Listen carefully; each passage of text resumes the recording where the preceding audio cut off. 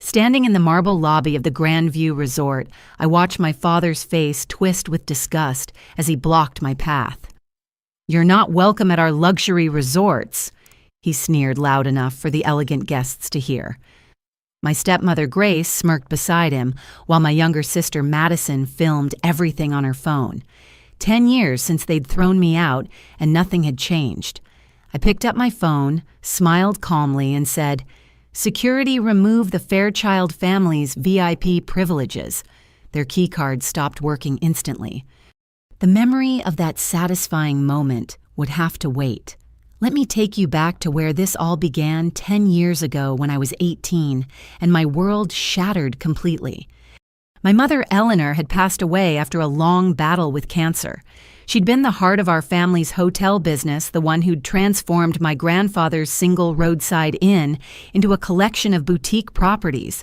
She'd built Fairchild Resorts with love, treating every employee like family and every guest like they were visiting her home. In those final months, she'd held my hand and whispered promises. "Everything I've built is for you, Anastasia. The lawyers have it all arranged. When you turn 18, the trust fund will be yours.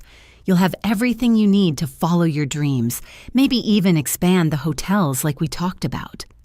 I believed her. Why wouldn't I? She'd never lied to me. The funeral was elegant and understated, just like her. My father, Daniel, stood at the podium delivering a speech about legacy and family values that would have made my mother proud. He held my hand during the service, tears streaming down his face. For those few hours, I thought maybe we could heal together. 6 months. That's all the time he waited before bringing Grace home. "Anastasia, meet Grace Winters," he announced over dinner at our estate. "We've been seeing each other, and I think it's time you two met." Grace was everything my mother wasn't. Where Mom had been warm and genuine, Grace was calculating and cold, though she hid it well behind perfectly veneered teeth and designer clothes. She air-kissed my cheek and cooed about how she'd heard so much about me. "Your father tells me you're interested in the hotel business," she said, sliding into what had been my mother's chair at the dining table. "How wonderful! I have some experience in hospitality myself." By experience, she meant she'd been a cocktail waitress who'd caught my father's eye at a hotel bar in Vegas. I learned that later from the staff who whispered when they thought I wasn't listening. Within 3 months, they were married. Within 6, Grace was pregnant with Madison. And suddenly, I went from being Daniel Fairchild's beloved daughter to an inconvenience that reminded him of his first wife. But I held on. My 18th birthday was approaching, and with it, my inheritance. Mom had been specific about the amount, $12 million plus shares in the hotel company. Enough to start my own life, maybe even my own boutique hotel like we dreamed about during those long hospital conversations. The morning of my birthday, I came downstairs to find Daniel in his study with our family lawyer, Richard Pemberton. They stopped talking when I entered. "Happy birthday, sweetheart," Daniel said, but his smile didn't reach his eyes. "Richard's here to discuss your trust fund." I sat down eagerly, ready to hear about my future. Richard couldn't meet my eyes as he shuffled papers. "Anastasia," he began slowly, "your mother's will designated your father as trustee of your inheritance until he deems you ready." The words hit me like ice water. Ready, but Mom said when I turned 18. "Your mother was very ill toward the end," Daniel interrupted smoothly. "She wasn't thinking clearly. The lawyers advised me that giving such a large sum to a teenager would be irresponsible. But it's my money, Mom left it to me." "And you'll get it," Daniel assured me, "when you've proven you can handle it. Maybe after college, once you've shown some responsibility." Grace appeared in the doorway, baby Madison on her hip. "Oh, the birthday girl is up, Daniel. Shouldn't you tell her about the job opportunity?" My father's expression hardened slightly. "Grace thinks, and I agree, that you should learn the value of hard work. We have an opening in housekeeping at the Grandview Resort. You could start there, work your way up." Housekeeping. I stared at them in disbelief. I'm supposed to inherit part of these hotels, not clean them. "Everyone starts somewhere," Grace said sweetly, "unless you think you're too good for honest work." The trap was perfectly set. If I refused, I'd be called spoiled and entitled further justification for withholding my inheritance. If I accepted, I'd be under their control cleaning rooms in the hotels my mother built. I want to see the will, I demanded. I want to talk to another lawyer.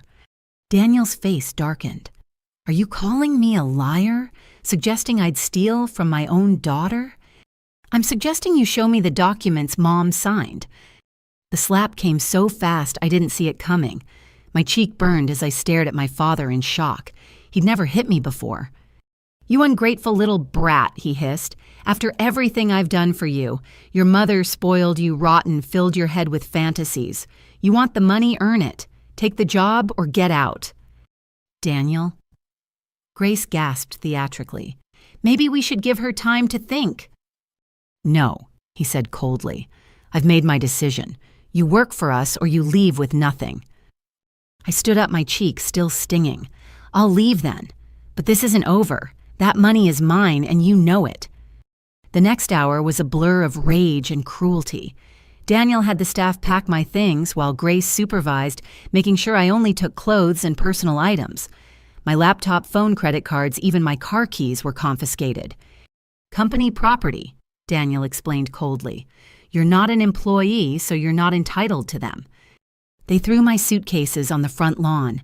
I stood there in the drizzling rain, watching my father lock the door of my childhood home. Grace waved from the window, Madison crying in her arms. I made it to the bus station with the $40 in my wallet.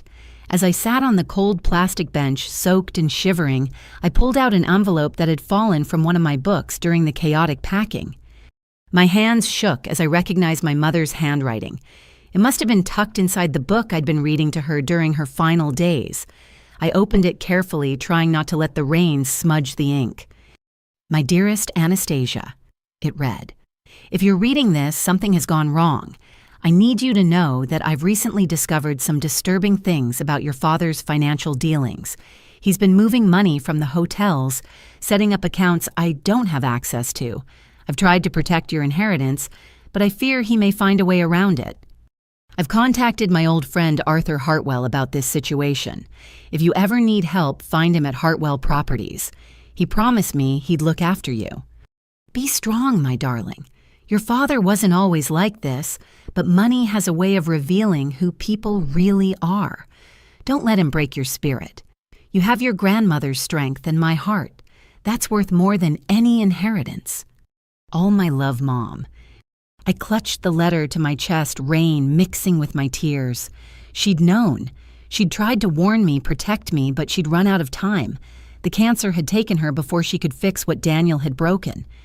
That night, I slept in a 24-hour diner, nursing a single cup of coffee until the morning shift manager took pity on me and offered me a job washing dishes. It wasn't the Grandview Resort, but it was a start. As I tied on my apron and faced the mountain of dirty plates, I made myself a promise. Daniel thought he'd won, thought he'd broken me, but he'd forgotten that I was Eleanor Fairchild's daughter, and my mother had built an empire from nothing. I could do it too, and when I did, I'd take back everything he'd stolen and more. He just didn't know it yet. Life at the bottom was a harsh teacher, but I was a determined student. The diner job barely covered rent for a cramped studio apartment above a Chinese restaurant. The smell of General Tso's chicken became my daily perfume, and I learned to sleep through the clatter of late-night deliveries. For 3 months, I washed dishes until my hands cracked and bled. I saved every penny living on leftover food the cook would slip me at the end of shifts. But I wasn't just surviving, I was watching, learning. I studied how the diner operated, memorized customer patterns, noticed inefficiencies in the workflow. When the day manager quit, suddenly, I seized my chance. I can handle the breakfast rush. I told the owner, a tired man named Carl, who spent more time at the racetrack than his business. Give me 1 week. If I increase your morning revenue, you make me permanent. If not, I go back to dishes. He laughed, but he was desperate. Sure, kid, knock yourself out. I reorganized the entire morning system. Prep started earlier. Coffee was always fresh, and I trained the servers to upsell our homemade pastries. By week's end, breakfast revenue was up 30%. Carl made me manager and gave me a small raise. It was during one particularly hectic morning that Arthur Hartwell walked into my diner. I recognized him immediately. His picture had been in hospitality magazines for decades. Tall and distinguished with silver hair and kind eyes, he owned one of the most successful hotel chains in the Northeast. He sat at the counter and ordered black coffee and wheat toast. "We're actually known for our blueberry pancakes," I suggested, refilling his cup. "Made fresh this morning." He smiled. "Just the toast, thank you. I'm meeting someone." For an hour, he sat there checking his watch occasionally. Whoever he was meeting never showed. As he prepared to leave, I made a decision that would change everything. "Mr. Hartwell," I said, quietly placing his check on the counter. "My name is Anastasia Fairchild. My mother was Eleanor Fairchild. She mentioned you in a letter." His eyes widened slightly. He studied my face, and I saw recognition dawn. "Eleanor's daughter. My God, you have her eyes." He glanced around the modest diner. "What are you doing here?" The story poured out of me in hushed tones between customer orders. His expression grew darker with each detail. When I finished, he was quiet for a long moment. "Your mother was a remarkable woman," he finally said. "We met at a hospitality conference 25 years ago. She was the only person who ever beat me in a negotiation, and she did it with such grace I couldn't even be angry." He pulled out his business card. "Come see me tomorrow. Hartwell Properties headquarters, 10th floor. We'll talk properly."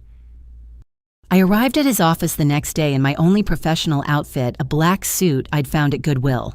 The building was everything the diner wasn't: gleaming marble, fresh flowers, employees who moved with purpose and pride.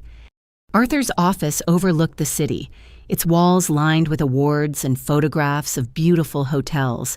He gestured to a leather chair across from his massive desk.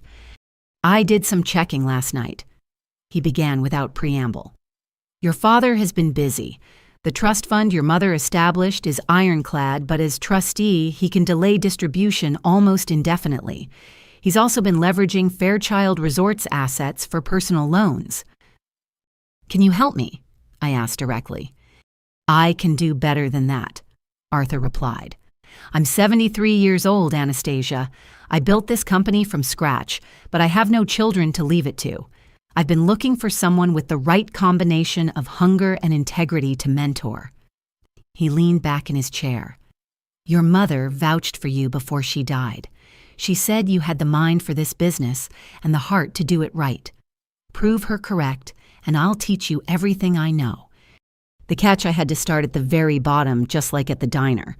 But this time, it was in a 5-star hotel. My first day at the Hartwell Grand, I reported to housekeeping at 5 in the morning. The head housekeeper, a no-nonsense woman named Carmen, handed me a uniform and a list of 40 rooms. "Mr. Hartwell says you're special," she said skeptically. "We'll see about that. Your first room is the penthouse. Guest checked out an hour ago. Better hurry, new arrival at noon." I attacked those rooms like my life depended on it. Every surface gleamed, every towel was perfectly aligned, every amenity precisely placed. When Carmen inspected my work, she found nothing to criticize. "Tomorrow you'll do 50 rooms," was all she said, but I caught her small nod of approval. For 6 months I cleaned rooms. I learned every inch of the hotel from the inside out. I understood how long each task really took, which supplies were wasted, which procedures were inefficient. I also listened to guests' mental notes of complaints and compliments alike. Arthur would sometimes appear during my shifts, observing silently. One evening, as I was finishing the ambassador suite, he spoke. "What would you change about this room?" I'd been thinking about this for weeks. "The lighting is too harsh for evening arrivals. Guests are tired. They want warmth, not interrogation. I'd install dimmers and add ambient lighting options. The minibar is poorly stocked for our demographic. We need local options, not just standard brands. And this," I gestured to the desk, "no outlets within reach. Business travelers need accessible charging. It's 21st century hospitality, not 19th. He nodded slowly. "Write it up. Full proposal, cost analysis, implementation timeline. Have it on my desk Monday." I spent the entire weekend on that proposal researching suppliers, calculating costs, creating mock-ups. When I submitted it, Arthur read every page while I waited. "Good," he said finally. "Now do the same for the entire floor." That became my pattern. Days cleaning rooms, evenings studying hotel operations, weekends creating improvement proposals. Arthur started inviting me to management meetings, introducing me as his special assistant. I kept quiet, absorbed everything, watched how decisions were made. 1 year became 2, then 3. I moved from housekeeping to front desk, from front desk to reservations, from reservations to event planning. Each position taught me something new, revealed another facet of the business my mother had loved. Daniel never looked for me. I kept tabs on Fairchild Resorts through industry publications and discreet inquiries. The hotels were struggling. Grace's expensive tastes were draining profits, and Madison's failed attempts at social media marketing were becoming an industry joke. But my father's pride kept him from admitting any problems.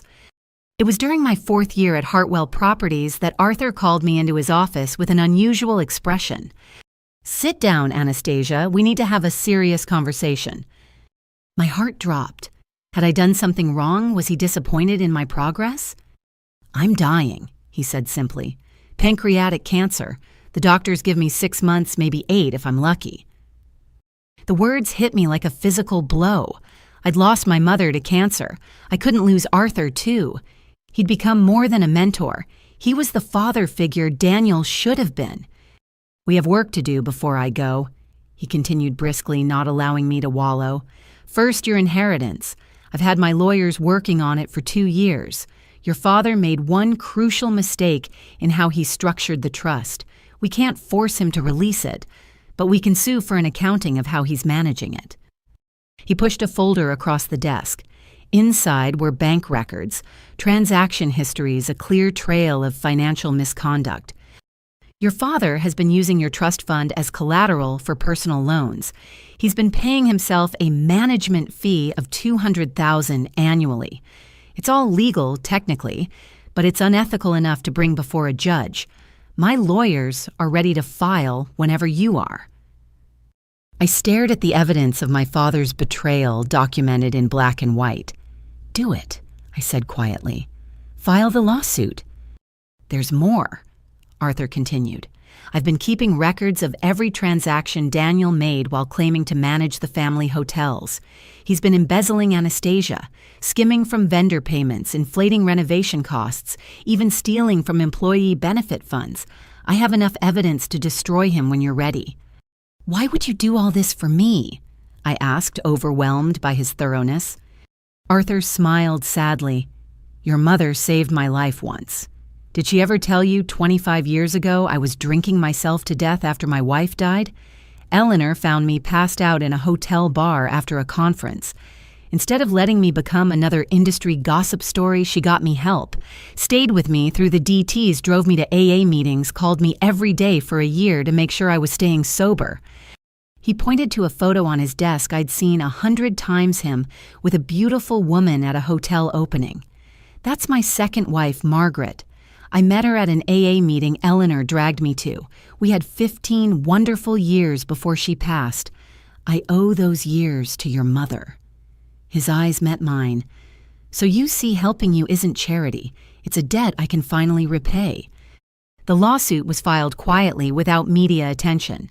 Daniel was forced to provide a full accounting of the trust. The judge was not impressed by his management tactics.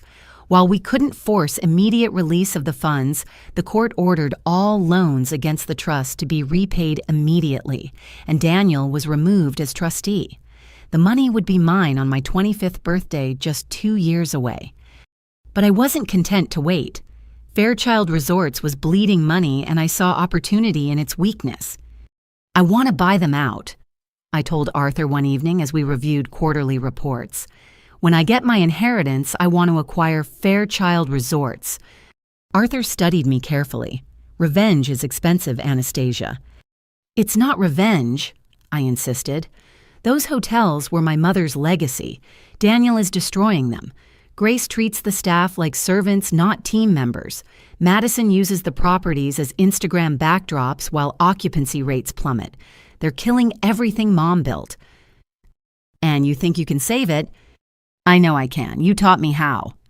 Arthur was quiet for a long moment. Then he smiled the kind of smile that meant a lesson was coming. Then we'd better make sure you're ready. Consider your real education officially beginning now. What followed were the most intense months of my life. Arthur opened his entire playbook to me: negotiation tactics, financial structuring, hostile takeover strategies. He introduced me to his network of lawyers, bankers, and power brokers. We studied every successful hotel acquisition of the last decade, dissecting what worked and what didn't. Meanwhile, I watched from afar as Fairchild Resorts continued to spiral. Daniel's response to declining revenue was to cut costs, which meant reducing staff and service quality. Grace's solution was to raise prices, driving away loyal customers. Madison created a reality show pitch about hotel heiress life that no network would touch. Arthur's health declined as my knowledge expanded. He taught from his hospital bed, oxygen tubes in his nose, but his mind still sharp. 2 weeks before he died, he called me close. "There's one last thing," he whispered. "I'm leaving you something in my will. Not money, you'll have your own soon enough. But Hartwell Properties needs leadership that understands its values. The board has already approved. When I'm gone, you'll be offered a position as Executive Vice President of Operations. You'll be the youngest in company history." "Arthur, I can't accept—" "You can and you will," he interrupted firmly. "Not because of sentiment, but because you've earned it. Every department head has submitted glowing reviews of your proposals. You've increased efficiency in every position you've held. The board would be fools not to promote you." He passed away peacefully on a Tuesday morning. I was holding his hand, telling him about my latest idea for the hotel restaurants. He smiled, squeezed my fingers once, and was gone. The funeral was attended by hundreds in the hospitality industry. I stood with Margaret's relatives, the closest thing to family he'd had. After the service, the board chairman approached me. "Ms. Fairchild, when you're ready, we'd like to discuss your future with Hartwell Properties." I was ready. I'd been preparing for this moment for years. What I didn't know was that my father was about to hand me the perfect opportunity to reclaim everything he'd stolen. The chess pieces were all in position. I just needed to make my opening move. My 25th birthday arrived with no fanfare, just a notification from the bank that $12 million had been deposited into my account. After 7 years of working for every penny, the number seemed surreal. But I didn't celebrate. This wasn't a windfall. It was ammunition. As Executive Vice President of Operations at Hartwell Properties, I had access to industry data that painted a clear picture. Fairchild Resorts was hemorrhaging money. Their occupancy rates had dropped 40% in 3 years. Staff turnover was at an all-time high. Guest satisfaction scores put them in the bottom quartile of luxury properties. My assistant Marcus knocked on my office door one morning with a particularly interesting report. "You asked me to monitor Fairchild Resorts' corporate filings. They've just announced a private stock offering. They're looking for investors." I set down my coffee carefully. "How many shares?" 30% of the company. They're desperate, Anastasia. Word is they need the capital to avoid defaulting on their renovation loans. The loans they'd taken using my mother's hotels as collateral. The renovations that existed mostly on paper while Grace funneled the money into her personal accounts. I'd been tracking it all, building my case. "Set up a meeting with our investment team," I told Marcus. "Use the Sheffield Holdings name." Sheffield Holdings was the company I'd created to manage my inheritance named after my maternal grandmother. And Marcus, keep this absolutely confidential. The beauty of my plan was its simplicity. Fairchild Resorts needed money desperately, and they couldn't afford to be choosy about where it came from. Through Sheffield Holdings and a network of shell companies my lawyers had established, I began buying shares. Not all at once that would raise suspicions. Small purchases here and there, always just under the reporting thresholds. Within 2 months, I controlled 15% of Fairchild Resorts. Daniel hadn't noticed. He was too busy trying to keep creditors at bay. Grace was occupied with her latest vanity project, a spa renovation that existed mainly in her imagination. Madison was in Cabo charging the trip to the company while posting about scouting new locations. The quarterly board meeting was approaching. As a significant shareholder, Sheffield Holdings received an invitation. I accepted on behalf of my client, knowing Daniel would never suspect the mysterious investor would attend personally. The night before the meeting, I stood in my apartment choosing my outfit carefully. Not the scared 18-year-old he'd thrown out, but the executive I'd become. A charcoal suit that cost more than I used to make in 6 months at the diner. The watch Arthur had left me in his will. My mother's pearl necklace, the one thing of value I'd managed to keep. "You sure about this?" Marcus asked when I told him my plan. "Once you reveal yourself, there's no going back." "There never was any going back," I replied. He made sure of that when he threw me out with $40 to my name. The meeting was held at the Grandview Resorts Conference Center. I arrived early, watching from my rental car as board members filed in. There was Richard Pemberton, the lawyer who'd helped steal my inheritance, now gray and stooped. Grace's brother, who Daniel had appointed to the board despite having no hospitality experience. Various investors who'd been promised returns that would never materialize. And then Daniel himself pulling up in a Bentley he couldn't afford, stepping out with the confidence of a man who thought he'd gotten away with it all. I waited until the meeting had started before entering. The conference room door opened silently and I slipped in during the financial report. Several board members glanced up absently, then did double takes as recognition dawned. Daniel was mid-sentence explaining away another quarter of losses when he saw me. His face went through a series of expressions: confusion, recognition, anger, and finally fear. "What are you doing here?" he demanded, standing so abruptly his chair toppled backward. I walked calmly to the table, Marcus behind me, with our documentation. "Good morning, Father, board members. I'm here representing Sheffield Holdings, your newest major shareholder." "Security!" Daniel barked. "Remove this woman immediately." The security guard stepped forward, then hesitated when I held up my shareholder documents. "I own 15% of this company. I have every right to be here." Richard Pemberton was thumbing through his papers frantically. "This is impossible. Sheffield Holdings. We verified. How did I what, Richard?" I asked pleasantly. "How did I recover from being thrown out of my home with nothing? How did I build a career while you were helping my father steal my inheritance? Or how did I manage to buy a significant stake in the company my mother built?" I smiled. Hard work and careful planning. Mother would be proud. Grace chose that moment to make her entrance fashionably late as always. She froze in the doorway, her designer heels clicking to a stop. "You?" she breathed, her perfectly made-up face contorting. "Hello, Grace. Still charging your shopping sprees to the company." "Oh, I know about those. The $40,000 weekend in Paris marked as a business development trip. The $100,000 jewelry purchase categorized as client gifts. It's all in the forensic accounting report I commissioned." I opened my briefcase and began distributing copies of a bound report to each board member. Daniel tried to grab them, but there were too many.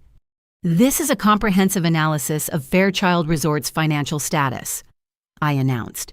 "You'll find documentation of systematic embezzlement, fraudulent loan applications, and misuse of corporate funds.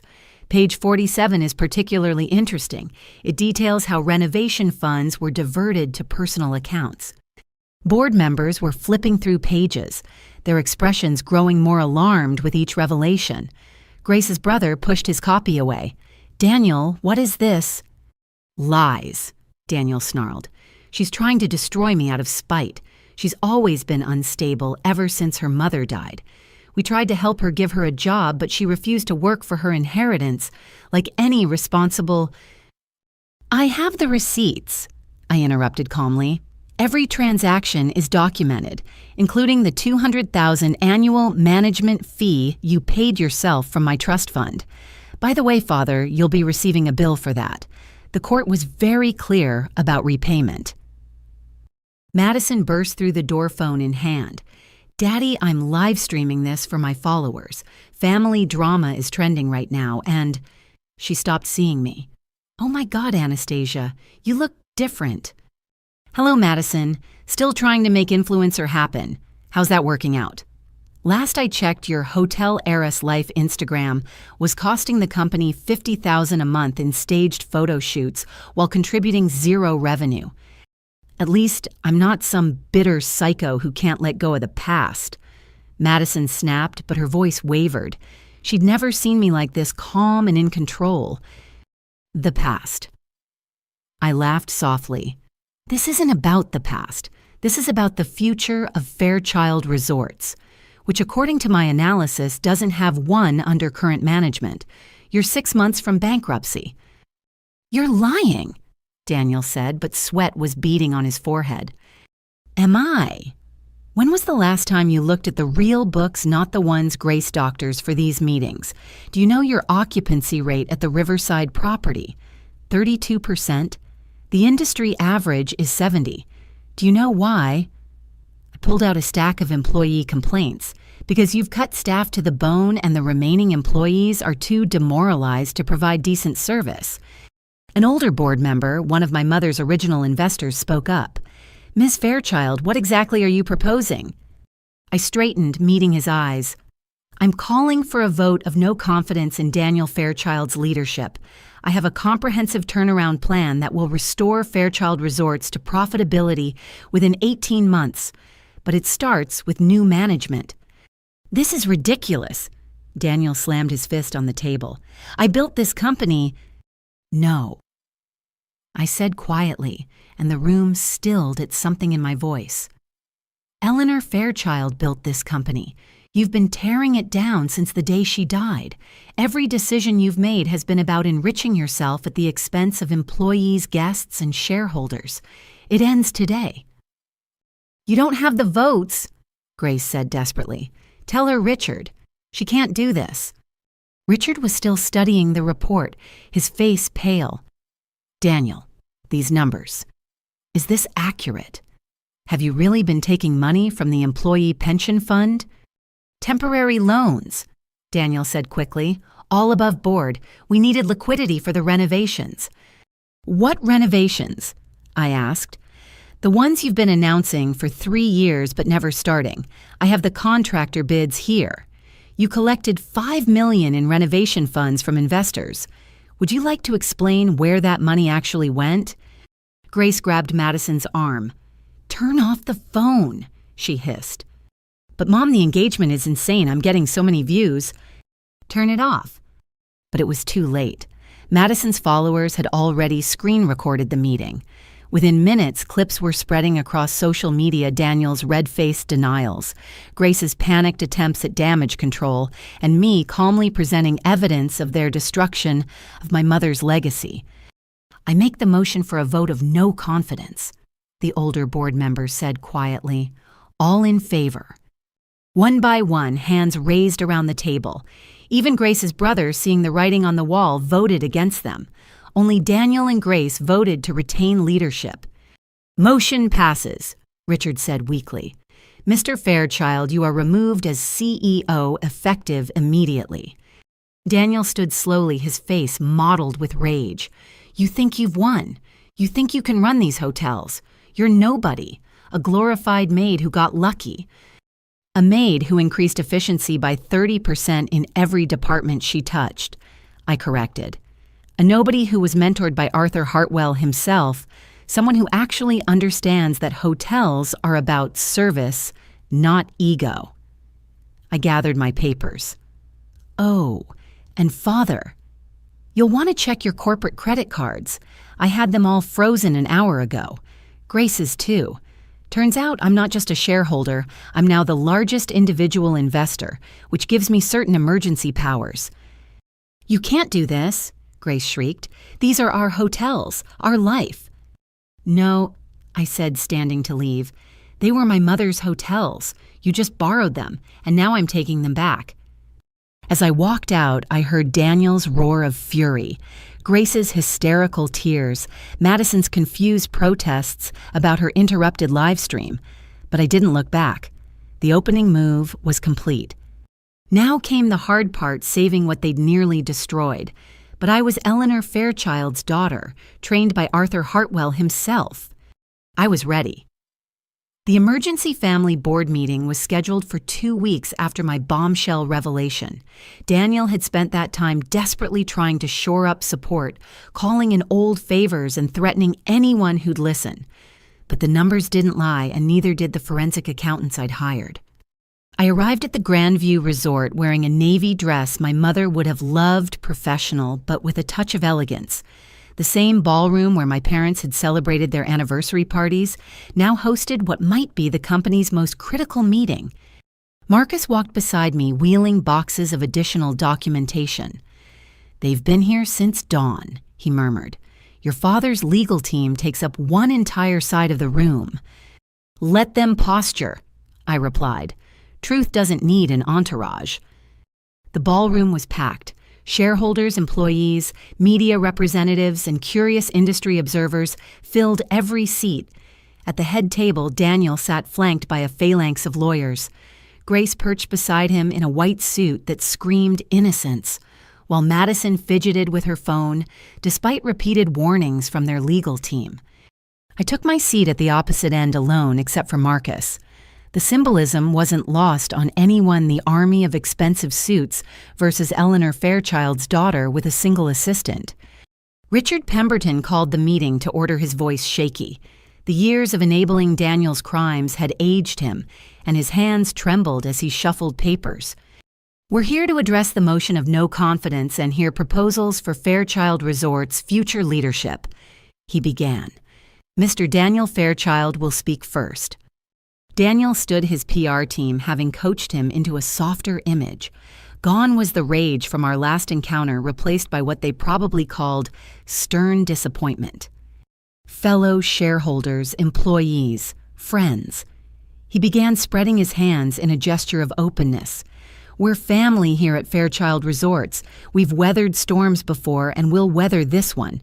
Yes, mistakes were made. The hospitality industry has been challenging for everyone. But to hand over control to an inexperienced child, motivated by revenge, that would be the real tragedy." He launched into a speech about legacy and loyalty, painting me as a vindictive daughter who'd abandoned her family in their time of need. Grace dabbed at her eyes on cue. Madison posted about family betrayal until a lawyer snatched her phone. When Daniel finished, several planted supporters applauded, but I noticed the employees remained silent, their faces carefully neutral. "Ms. Fairchild," Richard said reluctantly, "your response—" I stood slowly, taking my time. Let them see I wasn't rattled by Daniel's performance. Instead of going to the podium, I walked among the audience, making eye contact with people I recognized. "Maria," I said, stopping by the head of housekeeping who'd helped me a decade ago. "How many hours did you work last week?" She glanced nervously at Daniel before answering. 72, Miss Anastasia." "Overtime pay." We don't get overtime anymore. Mr. Fairchild says we're all managers now, so we're exempt." I moved on. "Thomas from maintenance. Is it true the Riverside property has black mold that's been painted over instead of properly remediated?" The man nodded reluctantly. "Third floor, east wing. Guests been complaining of breathing problems for months." "Sarah from accounting." I found her in the middle section. "When was the last time the employee pension fund was fully funded?" 2018, she whispered. "The year Mrs. Eleanor passed." I returned to the front, letting the silence build. "My father talks about family. Let's discuss what that means at Fairchild Resorts under his leadership. 70-hour weeks without overtime. Health hazards covered up to avoid renovation costs. Retirement funds drained to pay for Grace's shopping sprees." "How dare you?" Grace shot to her feet. "I've contributed more to these hotels than you ever—" "Really?" I pulled out my tablet. "Let's review your contributions, Grace. January, $80,000 at Bergdorf's charged as uniform consultations. February, that weekend in Aspen, written off as a management retreat, where the only attendee was your personal trainer. March through December. Shall I continue? Madison tried to sneak her phone out again. This is insane content, she muttered. My followers would die. Your followers, I said, turning to her, cost this company $2.3 million last year. Every staged photo shoot in our hotels disrupted guest experiences. That viral video where you trash the penthouse suite for comedy, we lost our entire corporate booking from Techwell Industries. 30 rooms, 4 nights, because they didn't want to be associated with your brand of influence. At least I'm trying to bring us into the modern age, Madison protested. You're just jealous because I have a platform and you're, some corporate bore. I smiled. I'm someone who understands that hotels succeed through service, not selfies. But let's test your business acumen, Madison. What's our RevPAR at the Mountain View property? She blinked. Our what? Revenue per available room. Basic industry metric. No. How about our ADR, average daily rate STR index? I shook my head as she floundered.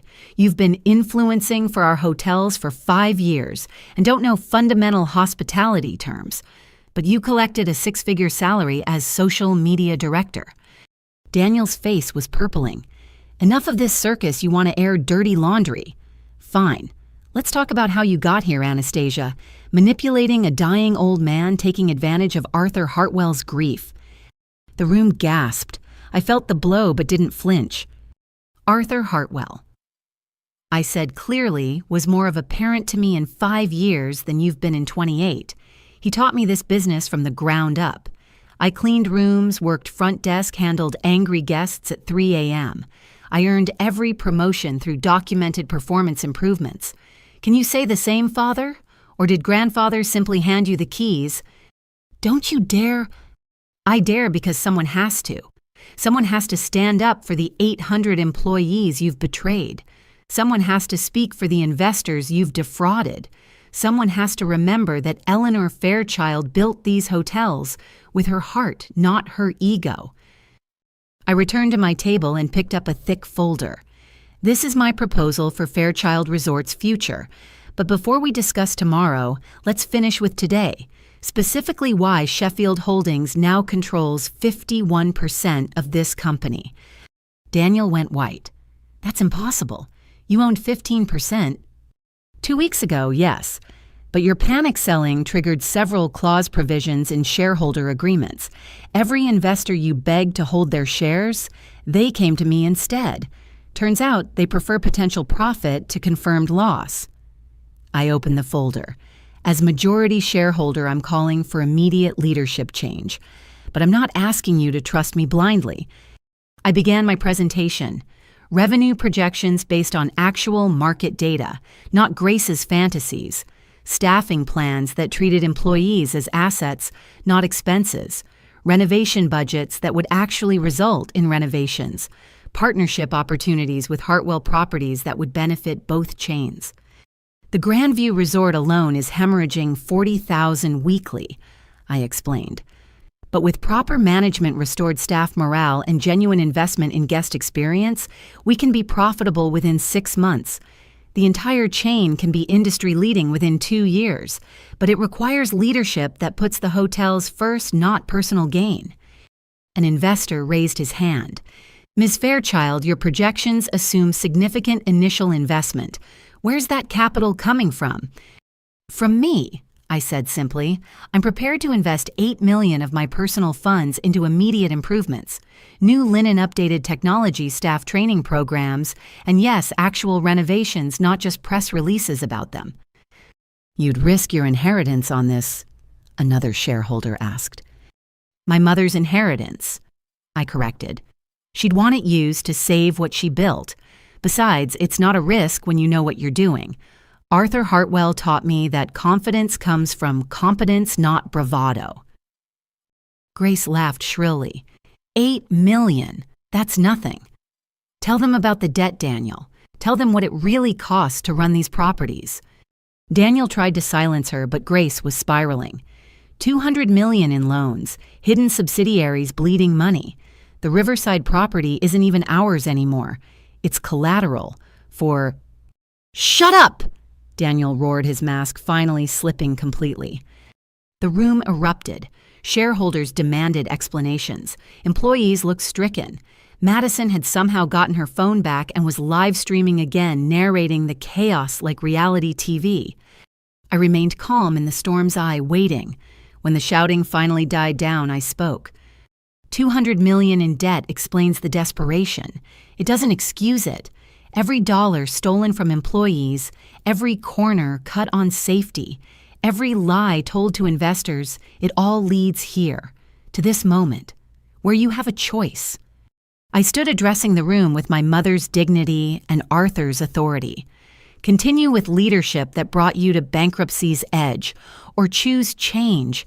Choose someone who's lived this business from the ground up, who's cleaned the rooms, handled the complaints, balanced the books, and still believes in what hotels can be, places where hospitality isn't just a word, but a promise. You self-righteous little— Daniel started toward me, but his lawyers held him back. "Call the vote," I said quietly. "Let's end this." The vote wasn't close. Even Daniel's planted supporters couldn't ignore the evidence. When Richard announced the results, 78% in favor of new leadership, Grace collapsed into theatrical sobs while Madison narrated everything for her followers. "You've destroyed us," Daniel spat. "Your own family." "No," I said, gathering my documents. "You destroyed yourselves. I'm just here to clean up the mess, like always." As security escorted them out, their corporate access revoked immediately, Maria approached me tentatively. "Miss Anastasia, does this mean— will things really change?" I took her weathered hands in mine. "I promise you, Maria, the Fairchild Resorts my mother built is coming back, and it starts with taking care of the people who take care of our guests." The meeting dissolved into chaos and celebration questions and concerns. But through it all, I felt my mother's presence. The little girl who'd been thrown out with $40 had returned as the woman who would save Eleanor Fairchild's legacy. The war wasn't over. Daniel wouldn't go quietly, and the debt Grace had revealed was worse than my projections. But I'd won the crucial battle. Fairchild Resorts was mine to save or lose. I intended to save it. Every last property, every loyal employee, every standard of excellence my mother had established. Daniel thought he'd broken me when he threw me out. He'd only forged me into someone stronger. The takeover was official, but possession and control were two different things. I learned that lesson quickly when I arrived at the Grandview Resort's executive offices on my first day as CEO. The elevator to the top floor required an executive key card. Mine had mysteriously been deactivated. The security guard at the desk shrugged apologetically. "System glitch, Miss Fairchild. IT says they're working on it." I took the stairs all 22 flights, arriving at the executive floor to find my mother's former office, now mine, by right locked and barricaded. Through the glass doors, I could see Daniel inside, shredding documents with methodical fury. "Building maintenance seems to have misplaced the master keys," his secretary informed me with false sweetness. "Mr. Fairchild says he'll be done, eventually." I called Marcus. "Bring the emergency locksmith and our forensic IT team. If he's destroying evidence, I want recovery specialists here within the hour." While we waited, I set up a temporary command center in a conference room. Word of my stair climb had already spread through the building. Employees kept finding excuses to walk by, some offering quiet support, others watching to see if Daniel's defiance would succeed. The locksmith arrived, but so did Daniel's lawyers claiming trespassing violations. I countered with my own legal team. The standoff might have continued all day, but then Maria from housekeeping appeared with her master key ring. "Oops," she said innocently. "Must have grabbed the wrong keys this morning. This one seems to work on executive doors. How clumsy of me." The moment we entered, the scale of Daniel's sabotage became clear. Not just shredded papers, but wiped computers, missing contracts, deleted customer databases. Years of operational data gone. "He's trying to make it impossible for you to run the company," Marcus observed grimly. "Then he doesn't know me very well," I replied. Start with off-site backups. Every major system has redundancy. And Maria, thank you. That took courage. She squared her shoulders. Your mother gave me a chance when nobody else would. I'm returning the favor. As Ait worked on recovery, I called an emergency meeting with all general managers. Only half showed up. The others, I learned, were in a secret meeting with Daniel at his country club planning what they called Operation Restoration, their attempt to sabotage operations until the board reinstated him. I addressed the managers who'd come. Gentlemen, ladies, you have a choice. Work with me to restore Fairchild Resorts to profitability and prominence, or follow Daniel Fairchild into unemployment. Because make no mistake, anyone who participates in sabotage will be prosecuted to the full extent of the law. Roger Bennett, GM of the Mountain View property, spoke first. With respect, Ms. Fairchild, your father has relationships going back 20 years. Vendors, suppliers, maintenance contractors, they're all loyal to him. Without their cooperation, you think vendors are loyal to a man who pays invoices 6 months late? I pulled out my phone. Let me show you something. These are messages from our top 5 suppliers sent to me this morning. They're thrilled someone who actually understands cash flow is in charge. Prompt payment trumps golf course promises every time. But Daniel's sabotage went deeper than vendor relationships. Over the next week, a pattern emerged: mysterious maintenance failures, reservation system, glitches that lost booking staff calling in sick en masse at properties managed by his loyalists. The Riverside property was hit hardest. Their GM, Paul Morrison, was Daniel's drinking buddy and most devoted conspirator. On Friday night, their entire restaurant staff failed to show for a wedding reception of 300 guests. I got the call at 10 p.m. Within 20 minutes, I was in my car with a hastily assembled team from other properties. We cooked, served, and saved that wedding.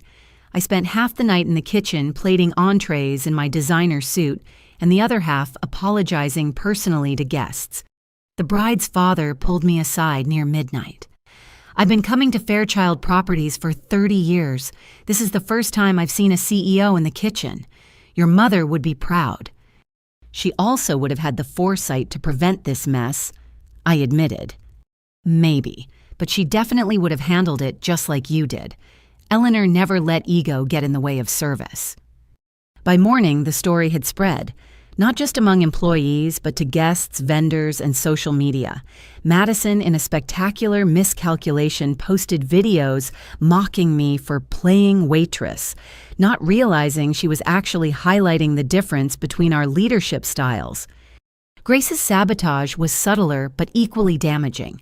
She'd cultivated relationships with wealthy guests over the years, positioning herself as the gracious hostess of Fairchild Resorts.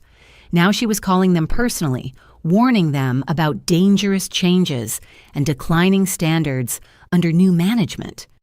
I discovered her campaign when Mrs. Wellington, a longtime guest whose family had been coming to our properties for generations, called me directly. Your stepmother says you're planning to turn the Grandview into some sort of hostel for backpackers, she said archly, that you have no respect for tradition or our privacy needs. Mrs. Wellington, have you ever known me to lie to you, even when I was 7 and accidentally broke your Ming vase in the lobby? She chuckled despite herself. You insisted on paying for it from your allowance. Took you 3 years of birthday money. I'm still that same person. What I'm planning isn't destruction of tradition, but restoration of standards.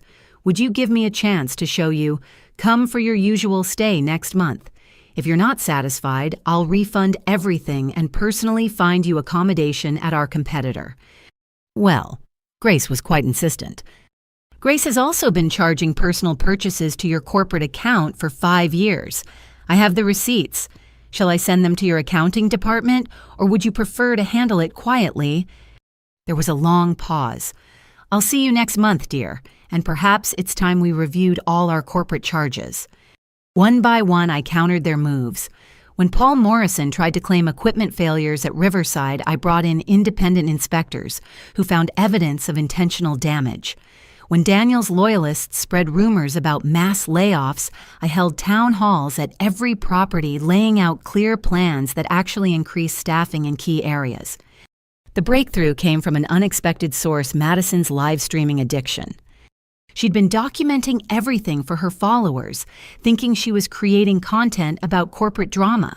What she actually captured was Daniel instructing managers to delete reservation data, Grace bribing a health inspector to find violations, and most damningly, both of them discussing how to frame me for embezzlement. "The money's already missing," Daniel said clearly on camera. "We just need to make it look like she took it." Madison had posted it all before their lawyers could stop her. Within hours, it had been screen-recorded, shared, and reached not just social media, but law enforcement. Detective Patricia Morse from the Financial Crimes Unit arrived at my office the next morning. "Ms. Fairchild, we've been monitoring Fairchild Resorts' financial irregularities for some time. This video evidence, combined with what you've already provided, gives us enough for criminal conspiracy charges." "I don't want to destroy them," I said carefully. "Just stop them from destroying everything my mother built." "Sometimes those are the same thing," Detective Morse replied.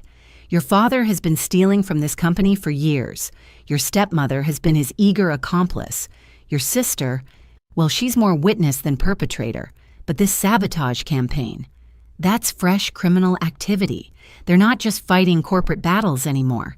They're breaking federal laws." I made one last attempt at resolution, calling Daniel directly. He answered on the 10th ring. "Enjoying playing CEO," he sneered. "It won't last. I've built relationships you can't imagine.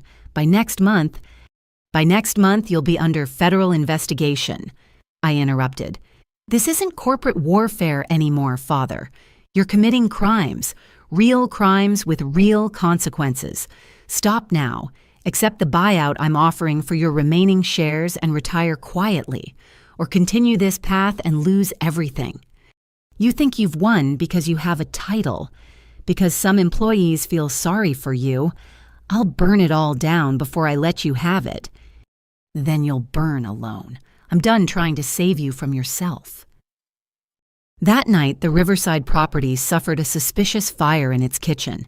No one was hurt, but the damage was extensive. Security footage showed Paul Morrison leaving the building 20 minutes before the fire started, carrying containers that looked suspiciously like accelerants. The next morning, I stood in the burned kitchen with my leadership team insurance investigators and what seemed like half the local media. The safe path would be to point fingers, name names, declare war. Instead, I picked up a charred pan and spoke from my heart. This kitchen fed thousands of families. It launched careers, celebrated milestones, created memories. Someone thought destroying it would destroy us. They're wrong. Fairchild Resorts has survived worse than fire. We'll rebuild this kitchen better than before, and we'll do it with the same spirit my mother showed, turning setbacks into comebacks. I looked directly at the cameras. To those hoping we'll fail, watch us rise instead. To those who've stood by us, thank you. Your faith will be rewarded. And to our guests wondering if they can trust us, come see for yourself. Our doors are open, our standards are high, and our commitment is absolute. Marcus showed me the social media response that evening. The sabotage that was meant to portray weakness had instead revealed strength. Employees from across our properties were volunteering to help rebuild. Competitors were offering kitchen space. Guests were booking future stays as a show of support. "Your father underestimated something," Marcus observed. "What's that?" "People can tell the difference between those who tear down and those who build up. You're a builder like your mother. That's why you'll win." Daniel's conspiracy had failed in ways he couldn't have imagined. Instead of destroying morale, he'd unified the workforce against him. Instead of driving away guests, he'd created a groundswell of support. Most importantly, he'd provided enough evidence of criminal conduct to ensure he'd never threaten the company again. The war wasn't over, but the tide had turned. Every act of sabotage had become evidence. Every attempt to destroy had strengthened my position. But the real victory was smaller and larger than corporate control. It was Maria having the courage to provide her key. It was employees choosing to rebuild rather than retreat. It was proving that Eleanor Fairchild's values weren't just memory, but living principles that could survive any attack. Daniel thought he was fighting for hotels. He didn't understand we were fighting for something bigger, the soul of what my mother had built, and that was something no amount of sabotage could destroy. The weeks following the sabotage attempts were a revelation in themselves. As I visited each property to assess damage and plan recovery, employees who'd been silent for years began to speak. It started at the Mountain View property during what was supposed to be a routine inspection. I was reviewing maintenance logs when Elaine from Human Resources knocked on the temporary office door. "Ms. Fairchild, there's something you need to know about the pension funds." I set down the reports. Elaine had worked for Fairchild Resorts for 15 years, hired originally by my mother. Her hands shook as she placed a thick folder on my desk. "I've been keeping records," she said quietly. "Mr. Fairchild, your father told me to stop sending pension contributions 3 years ago, said it was temporary for cash flow, but they never resumed." 3 years. I opened the folder, scanning documents that showed systematic diversion of employee retirement funds. That's millions of dollars. $4.7 million to be exact. He made me falsify the reports to make it look like contributions were being made. I should have refused, but he threatened my job and I have 2 kids in college. "You're not losing your job, Elaine. You're helping me save 800 others. Is there more?" There was. Over the next hour, she detailed a pattern of financial abuse that went beyond what I'd discovered. Employees forced to work unpaid overtime, tips skimmed from restaurant staff, bonuses promised but never paid with the funds redirected to Grace's personal accounts. "We thought about going to the labor board," Elaine admitted, "but your father had connections everywhere. He'd have destroyed us." "Not anymore," I assured her. "Document everything. We're going to make this right." At the Grandview, housekeeping supervisor Carmen Martinez was waiting in my mother's, now my office when I arrived. She'd brought 2 younger employees with her. "Tell her," Carmen urged them. "She needs to know." The women exchanged nervous glances before one spoke. "Mr. Fairchild, he had a system. If we complained about anything safety issues, missing wages, broken equipment, he'd cut our hours until we couldn't pay rent. Then he'd offer us private loans from his personal fund. With 20% interest," the other added. "Half the housekeeping staff owes him money. He owns us." I felt sick. How long has this been going on? 5 years, maybe more. He targets single mothers mostly, people who can't afford to quit. Carmen pulled out a notebook. "I've been tracking it. 32 employees currently in debt to him. Total of about $200,000 in predatory loans. That evening I met with Marcus in my hotel room surrounded by evidence of systematic abuse. It's worse than embezzlement, I told him. He turned Fairchild Resorts into his personal fiefdom. Mom would be devastated. What do you want to do? First, we forgive every employee debt immediately. Company funds will cover it. Call it a employee relations overhead. Second, we backpay every hour of overtime, every skim tip, every stolen bonus, with interest. That'll be expensive, Marcus warned. Not as expensive as losing our soul, I countered. What good is saving the company if we don't save the people who make it work? The revelations continued at each property. At Riverside, I discovered Daniel had been covering up sexual harassment complaints against Paul Morrison. At Lakeside, maintenance staff showed me how they'd been forced to use substandard materials for repairs, while Daniel pocketed the difference. At Valley Gardens, the chef revealed Grace had been selling their food inventory to her friends' restaurants and pocketing the cash. But the most damaging revelation came from Tom Bradley, former head of security at Grandview. He'd retired early, but when he heard about the leadership change, he drove 3 hours to see me. I've been carrying this guilt for 7 years, he said, placing a flash drive on my desk. The night your mother died, there's something you need to know. My hand froze, reaching for the drive. What about that night? She called me to her room at 2 a.m., said she needed to update her will immediately, that she'd discovered something about your father. I helped her contact a lawyer, witness the new documents. She was going to file for divorce, Ms. Fairchild. She'd found evidence that your father was already moving assets, preparing to cut you out completely. The will, where is it? She gave me a copy to put in the hotel safe, but the next morning after she passed, your father had me retrieve it. Said it was too painful to look at. I should have known better. By the time I realized what he'd done, the lawyer had disappeared, and the original will was nowhere to be found. You kept a copy. My voice was barely a whisper. Digital scan on that drive. I knew someday you'd come back. Your mother, she wanted you to have everything. The hotels, the money, all of it. She knew what your father was becoming. I plugged in the drive with trembling fingers. There it was, my mother's real will dated just hours before her death. Clear instructions that I was to inherit everything immediately with specific provisions preventing Daniel from acting as trustee.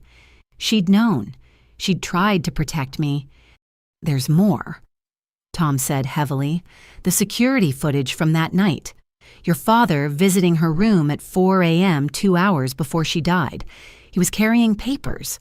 When he left, he had her medical alert bracelet, the one she was supposed to press if she needed help.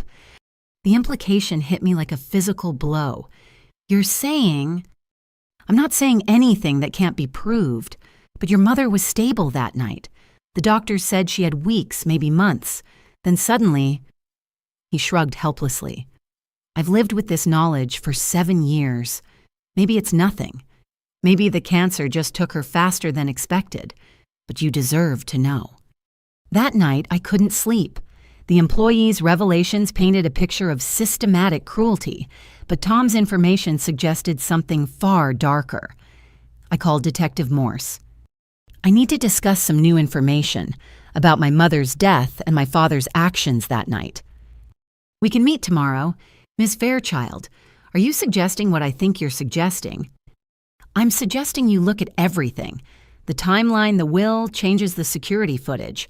Let the evidence speak for itself. The next morning, I called an all-hands meeting across every property using video conferencing to reach all 800 employees simultaneously. I've spent the last week listening to your stories, I began. Stories of wages, stolen dignity, destroyed dreams, deferred. What was done to you under my father's leadership was wrong. Beyond wrong, it was criminal. I outlined the immediate changes, all predatory loans forgiven, all back wages, paid pension contributions restored with interest. But I went further. Effective, immediately, we're implementing an employee profit-sharing program. You're not just workers, you're partners in our success. We're also establishing an anonymous whistleblower hotline managed by an independent third party. Never again will you suffer in silence. The reaction was immediate. Some cried, others cheered. Many simply looked stunned as if they couldn't believe their nightmare was ending. Maria stood up in the Grandview conference room. Ms. Anastasia, we need to tell you something too. All these years we've been keeping records, not just of what was done to us, but of everything we saw. We have recordings, documents, photos. We knew someday someone would care enough to listen. One by one, employees came forward with evidence they'd hidden. Restaurant servers with recordings of Daniel and Grace discussing money laundering. Maintenance workers with photos of safety violations they'd been ordered to ignore. Accountants with copies of doctored books. Why didn't you report this before? I asked, overwhelmed by the scale of documentation. Carmen answered for all of them. Because we were waiting for you. Your mother told us before she died, take care of each other until Anastasia comes back. She'll make it right. We believed her. That afternoon, Detective Morse arrived with a team of federal investigators. I handed over everything Tom's flash drive, the employees' evidence, the documented patterns of abuse. This is enough to put your father away for decades, she said quietly. But I need to ask, are you prepared for what comes next? Criminal trials, media coverage, family destruction. I thought of my mother dying while trying to protect me, of Maria and Carmen and Elaine and hundreds of others who'd suffered in silence, of Tom carrying his guilt for 7 years. My family was destroyed the night my mother died, I said firmly. Everything since has been collecting evidence. So yes, detective, I'm prepared. They stole more than money. They stole Hope Dignity Futures. It's time they paid for all of it. That evening, I walked through the Grandview lobby where this had all started. Employees nodded as I passed some, reaching out to touch my arm or whisper thank you. The fear that had permeated these halls for years was lifting, replaced by something I hadn't felt since childhood hope. Marcus found me on the terrace where my parents had once hosted glamorous parties. The wire transfers are complete. Every employee debt forgiven, all back wages paid. Total cost $8.3 million. Worth every penny, I said, watching the sun set over the gardens my mother had designed. She built this company on respect for people. We're just restoring her vision. And your father will face justice for everything he's done and possibly for things we're only beginning to understand. The revelations had transformed scattered victims into an army of witnesses, 800 employees with 800 reasons to see justice done. Daniel had thought fear would keep them silent forever. He'd underestimated the power of hope when someone finally offered it, and he'd certainly underestimated Eleanor Fairchild's daughter. The staff had kept faith for 7 years, waiting for me to return. Now it was my turn to keep faith with them. Justice was coming, and it would be thorough. Daniel's response to the employee revelations was swift and vicious. Within 48 hours of my all-hands meeting, I was served with multiple lawsuits. Defamation, breach of fiduciary duty, corporate espionage. His legal team threw everything possible at me, hoping something would stick. I was reviewing the lawsuit paperwork in my office when Marcus burst in. "We have a problem. Judge Harrison just issued an injunction freezing all Fairchild Resorts assets pending resolution of your father's claims." Judge Harrison. I pulled up his profile. Golf buddy of Daniel's for 15 years, of course. I speed-dialed our lead attorney, Jennifer Walsh. We need an emergency appeal. Daniel's using his connections to strangle the company. Jennifer had worked with Arthur Hartwell for years and came highly recommended. Already on it. But Anastasia, this injunction could cripple operations. We can't pay vendors, process payroll, or access working capital. Then we get creative. I called an emergency leadership meeting. As of this moment, my personal funds are backing all operational expenses. I'll cover payroll, vendor payments, everything until we can overturn this injunction. That's millions of dollars, my CFO protested. Your inheritance was meant for this. Every dollar my mother left me was built from these hotels. I won't let employees suffer because Daniel has a judge in his pocket. Meanwhile, Daniel's media campaign was in full swing. He hired a PR firm specializing in crisis management, though in this case, they were creating the crisis, not managing it. Stories began appearing in trade publications, questioning my mental stability, my qualifications, my motives. Estranged daughter's hostile takeover threatens historic hotel chain, read one headline. The article, clearly fed by Daniel's team, painted me as a vindictive child destroying a family legacy out of spite. Grace made the rounds on morning talk shows, dabbing at her eyes while describing how I'd torn apart a loving family. She wore my mother's jewelry during the interviews pieces she'd claimed were lost when I'd asked about them years ago. But their biggest weapon was Madison. They'd coached her to appear sympathetic, the innocent younger sister caught in a corporate crossfire.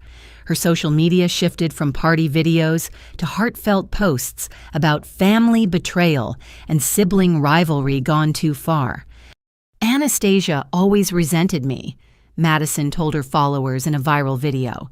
I was born after her mom died and she blamed us for existing. Now she's trying to destroy our livelihood out of jealousy.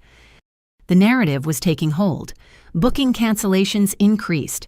Some corporate clients expressed concerns about leadership stability. 3 hotel managers Daniel had been cultivating submitted resignations, claiming they couldn't work under vindictive leadership. Jennifer called with worse news. Your father's lawyers just filed criminal complaints. They're alleging you hacked company systems to steal financial data before the takeover. That's absurd. I accessed systems I had legal right to review as a shareholder. They're claiming the Sheffield Holdings purchases were fraudulent, that you used insider information obtained illegally. They've got a federal prosecutor interested. I laughed bitterly. The same prosecutor who vacations at Daniel's golf resort every summer.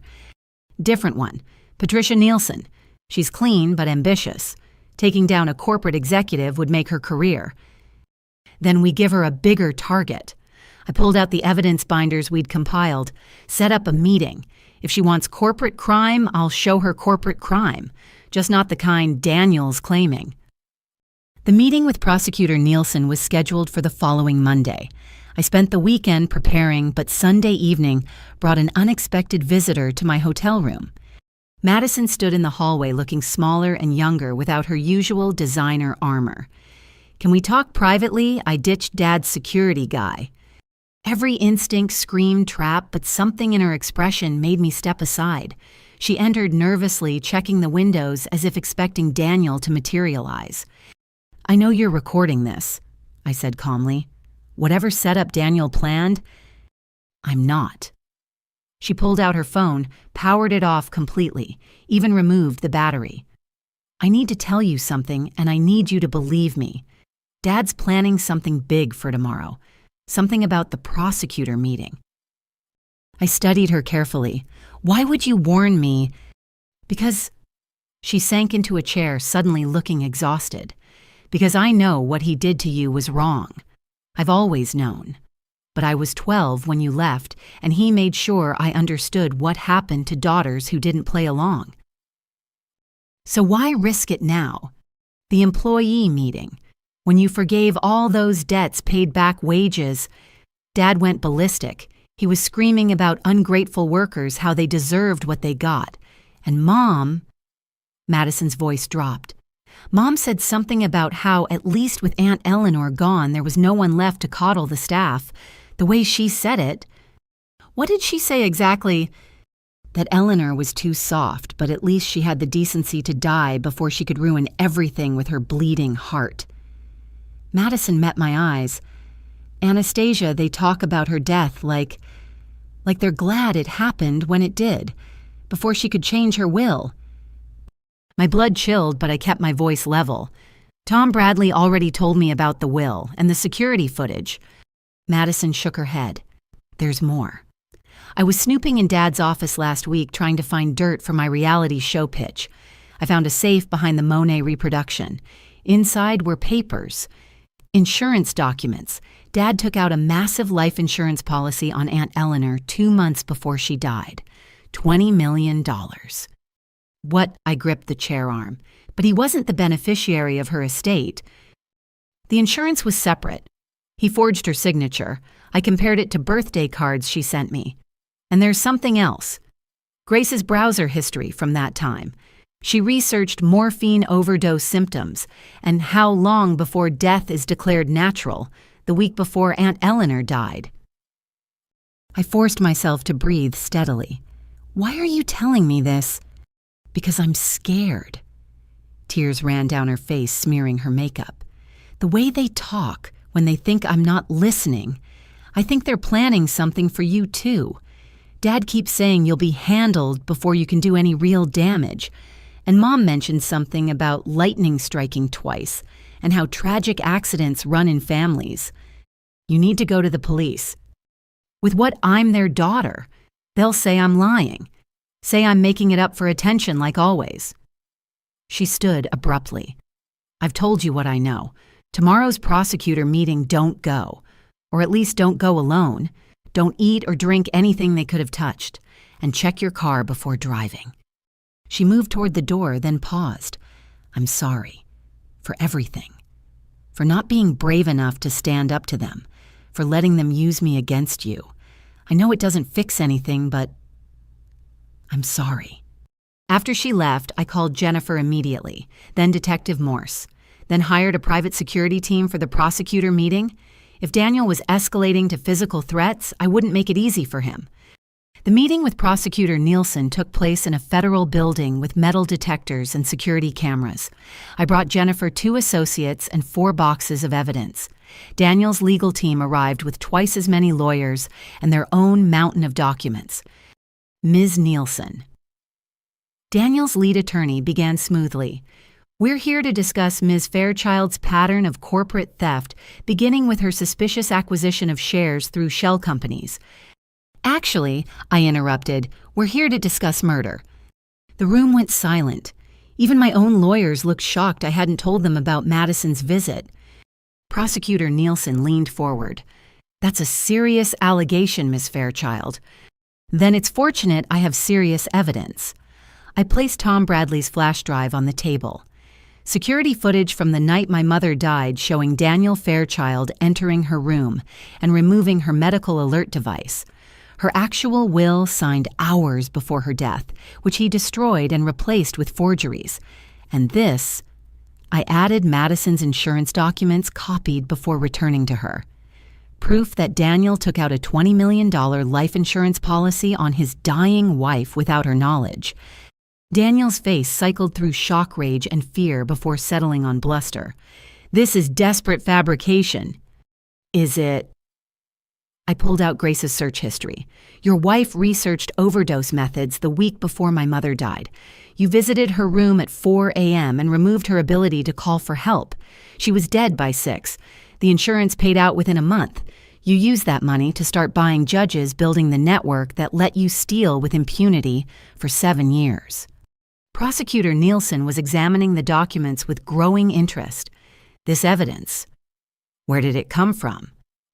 Employees who've been documenting crimes for years waiting for someone to listen, a security chief who's carried guilt since that night, and I hesitated, then committed. A family member who's developed a conscience. Daniel slammed his fist on the table. Madison, that ungrateful little, Careful, Jennifer warned. Threatening a witness in front of a federal prosecutor is inadvisable. Mr. Fairchild, Prosecutor Nielsen said coldly, I think we need to redirect this investigation. Ms. Fairchild will need all your evidence and a list of witnesses. There are 800 witnesses to financial crimes, I said, and at least a dozen with direct knowledge of the conspiracy around my mother's death. They're all ready to testify. The meeting devolved into chaos. Daniel's lawyers demanded immunity deals. Prosecutor Nielsen called for additional investigators. Through it all, I sat quietly watching the man who'd stolen everything squirm as justice closed in. As we left the federal building, Jennifer whistled softly. You just dropped a nuclear bomb on your father. No, I corrected. I just stopped covering for his crimes. There's a difference. That evening, news broke that Daniel Fairchild was under federal investigation for financial crimes and potential murder. His carefully constructed narrative crumbled. The PR firm dropped him. His golf club memberships were suspended. Friends who'd supported him suddenly remembered urgent business elsewhere. Grace tried to flee to the Cayman Islands but was stopped at the airport. Madison, in a spectacular display of self-preservation, held a press conference announcing she was entering therapy to deal with family trauma and would be cooperating fully with investigators. You planned this, Marcus said as we watched the news coverage. You knew Madison would crack. You knew the prosecutor meeting would force Daniel's hand. I learned from the best, I admitted. Arthur always said the key to negotiation was making your opponent reveal their weakness. Daniel's weakness was believing his money made him untouchable. Grace's was her greed leaving digital footprints. Madison's was her desperate need for attention and approval. And yours? I thought about it. Probably my determination to save everything my mother built. But unlike them, I'm not ashamed of that weakness. It's what makes me strong. The legal counterattack had backfired spectacularly. Instead of destroying me, Daniel had exposed himself. Instead of silencing witnesses, he'd created an army of them. Instead of maintaining his grip on power, he'd provided prosecutors with everything they needed to destroy him. But the investigation would take time. Trials would drag on. And meanwhile, Fairchild Resort still needed saving. The real work was just beginning, but now I could do it without looking over my shoulder. Daniel had tried to bury me with lawsuits. Instead, he dug his own legal grave. And unlike him, I had no intention of gloating. I was too busy building the future my mother had envisioned. The federal investigation changed everything. With Daniel's assets frozen and criminal charges looming, the remaining Fairchild Resorts Board members scrambled to distance themselves from the scandal. My phone rang constantly with nervous investors wanting reassurance that their money was safe. It was during this chaos that I received an unexpected call from Mitchell Stevens, chairman of Hartwell Properties Board. "Anastasia, we need to meet. There's something about Arthur's succession plan we haven't discussed." I met him at Hartwell's flagship property where I'd learned the business from the ground up. The boardroom felt different now, knowing I'd never again see Arthur at the head of the table. Mitchell didn't waste time on pleasantries. Arthur left specific instructions regarding Hartwell Properties' future. He believed the industry was ready for consolidation, but only under the right leadership, someone who understood both business and humanity. He slid a folder across the table. My hands trembled as I opened it, revealing Arthur's final strategic plan. It wasn't just about succession, it was about revolution. He wanted you to merge Hartwell Properties with Fairchild Resorts, Mitchell explained. Create something new, something that could set standards for the entire industry. I stared at the numbers. Hartwell's 42 properties, Fairchild's 18. Combined, they'd represent 70% of luxury hotels in our region. The antitrust implications alone are manageable, according to our lawyers, especially given Fairchild's current distress. This wouldn't be a monopoly, it'd be a rescue. Arthur spent 3 years laying the groundwork, getting regulatory pre-approval structuring, everything to be bulletproof. Why didn't he tell me? Mitchell smiled sadly. He wanted you to save Fairchild first, prove you could resurrect what was broken before he handed you an empire. Classic Arthur, everything was a lesson. I spent the next week reviewing Arthur's plan. He'd thought of everything: financing structures that protected employees, brand integration, that preserved each chain's identity expansion possibilities, that could take us national. It was brilliant, comprehensive, and exactly what my mother would have dreamed of. But it required board approval from both companies. Hartwell's board, handpicked by Arthur, was supportive. Fairchild's board, in chaos from the scandal, would be harder to convince. I decided to make my announcement at the hospitality industry's annual conference. Every major player would be there, including the wavering Fairchild board members. If I was going to swing for the fences, I'd do it publicly. The conference hall was packed. Industry journalists, competitors, and hundreds of employees from both chains filled every seat. I took the stage wearing my mother's lucky pearls and Arthur's watch, carrying both legacies with me. 7 years ago, Fairchild Resorts threw out an 18-year-old girl with $40 and a suitcase. They thought they were discarding someone worthless. Instead, they freed me to learn from the best Arthur Hartwell, who taught me that hotels aren't about buildings, but about people. Today, I'm announcing the next chapter for both companies. The presentation screens lit up with the merger plans. Gasps rippled through the audience as the scope became clear. This wasn't just combining two companies, it was reimagining what hospitality could be. Effective immediately, I'm stepping down as CEO of Fairchild Resorts. I continued letting the shock settle, because I've accepted the board's offer to become CEO of Hartwell Properties, and my first act is to propose a full merger creating Hartwell Fairchild Hospitality Group. The room exploded with questions, but I raised my hand for silence. This isn't about corporate maneuvering, it's about values. Every employee will retain their job with improved benefits. Every property will be renovated to exceed industry standards. Every guest will experience what hospitality meant to Eleanor Fairchild and Arthur Hartwell: genuine care, impeccable service, and the belief that luxury isn't about price, but about how people are treated. Richard Pemberton stood up from the Fairchild board section. "This is highly irregular. The board hasn't approved." The board hasn't done much of anything except enable Daniel's crimes, I interrupted. But that changes today. I'm calling for an emergency vote. Board members can choose merge with Hartwell under my leadership or watch Fairchild Resorts sink into bankruptcy and criminal proceedings, because those are your only options. I left the stage to thunderous applause from employees and stunned silence from executives. In the lobby, reporters swarmed, but I pushed through to find Maria Carmen and other longtime employees. "Is it real?" Maria asked, tears in her eyes. "Are you really taking over both companies?" "If the board approves," I said then louder for the gathering crowd, "and if you'll trust me, this only works if we do it together. Every housekeeper, every desk clerk, every maintenance worker. You're not just employees, you're the heart of what we're building." The emergency board meeting convened that afternoon. Fairchild board members, realizing their alternatives were merger or destruction, voted unanimously to approve. Even Richard, facing his own legal problems for enabling Daniel's crimes, couldn't argue with the lifeline I was offering. Grace, watching from house arrest, released a bitter statement calling me a corporate raider who manipulated a dying old man. Madison, in a rare moment of wisdom, posted nothing. Daniel, in federal custody, was reportedly so angry he had to be sedated. But I wasn't thinking about them.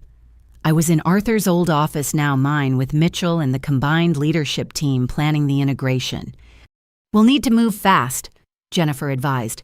"With Daniel's criminal trial starting, media attention will be intense. We should use it to rebrand, show the world we're different now." No rebranding, I decided. Hartwell Fairchild, both names, both legacies. We're not erasing history, we're honoring it while building something better. Marcus pulled up staffing projections. With 60 properties, we'll need massive hiring, training programs, leadership development. "Partner with hospitality schools," I suggested. "Full scholarships for employees' children, apprenticeship programs. Turn every property into a teaching hotel where people can build careers, not just find jobs." "That's expensive," the CFO warned. "That's investment. Arthur taught me the difference. Short-term thinking created Daniel's mess. We're playing a longer game." Over the next month, the merger progressed with stunning speed. Employees who'd been enemies under competing brands worked together, seamlessly united by shared vision. Properties that had poached each other's clients began referring business back and forth. The industry watched in amazement as two troubled chains transformed into something unprecedented. But not everyone was happy. Several competitors, alarmed by our sudden dominance, lobbied regulators to block the merger. They claimed we'd create unfair advantages, drive up prices, monopolize the luxury market. I responded by making all our employee contracts public, showing wages 20% above industry average. I published our pricing commitments, guaranteeing fair rates for 5 years. I opened our training programs to competitors' employees, turning what they called monopolistic into what I called leadership. The turning point came when Senator Patricia Chen, chair of the Commerce Committee, visited our properties unannounced. She spent 3 days interviewing employees, reviewing operations, studying our community impact. "I came expecting to find corporate greed," she told me over dinner at the Grandview. "Instead, I found something rare, capitalism with a conscience. Your merger isn't just approved, it's being studied as a model for responsible consolidation." That evening, I stood on the terrace where my mother had celebrated her last anniversary with Daniel. The gardens she'd designed were blooming again, properly maintained for the first time in years. The hotel hummed with positive energy, fully booked with guests who'd returned after hearing about the changes. Marcus joined me with champagne. "Arthur would be proud. Eleanor, too. You've done something incredible here." "We've done something incredible," I corrected. "None of this works without every single person who believed in better, who kept faith when they had every reason to give up, who chose building over destroying." "Speaking of destroying," Marcus said carefully, "Daniel's lawyers want to meet. They're offering a deal. He'll confess to financial crimes if you drop the investigation into your mother's death." I sipped the champagne, thinking. The prosecutor had warned me that proving murder after 7 years would be nearly impossible. The insurance fraud was clear, but actual homicide. Without a confession, we might never know the truth. No deal, I decided. He made his choices. Now he lives with the consequences, all of them. Even if it means he might walk on the murder charges, even then, because the real justice isn't just about punishment. It's about what we build from the ashes he created. 60 hotels, 8,000 employees, hundreds of thousands of guests who'll experience what hospitality should be.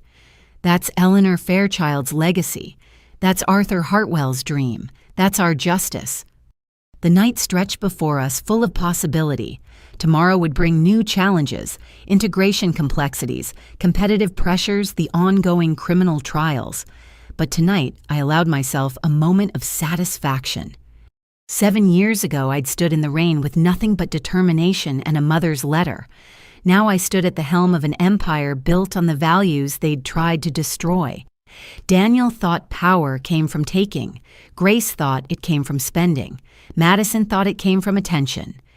But real power came from building something worth protecting, from turning pain into purpose, from proving that business could be both profitable and principled.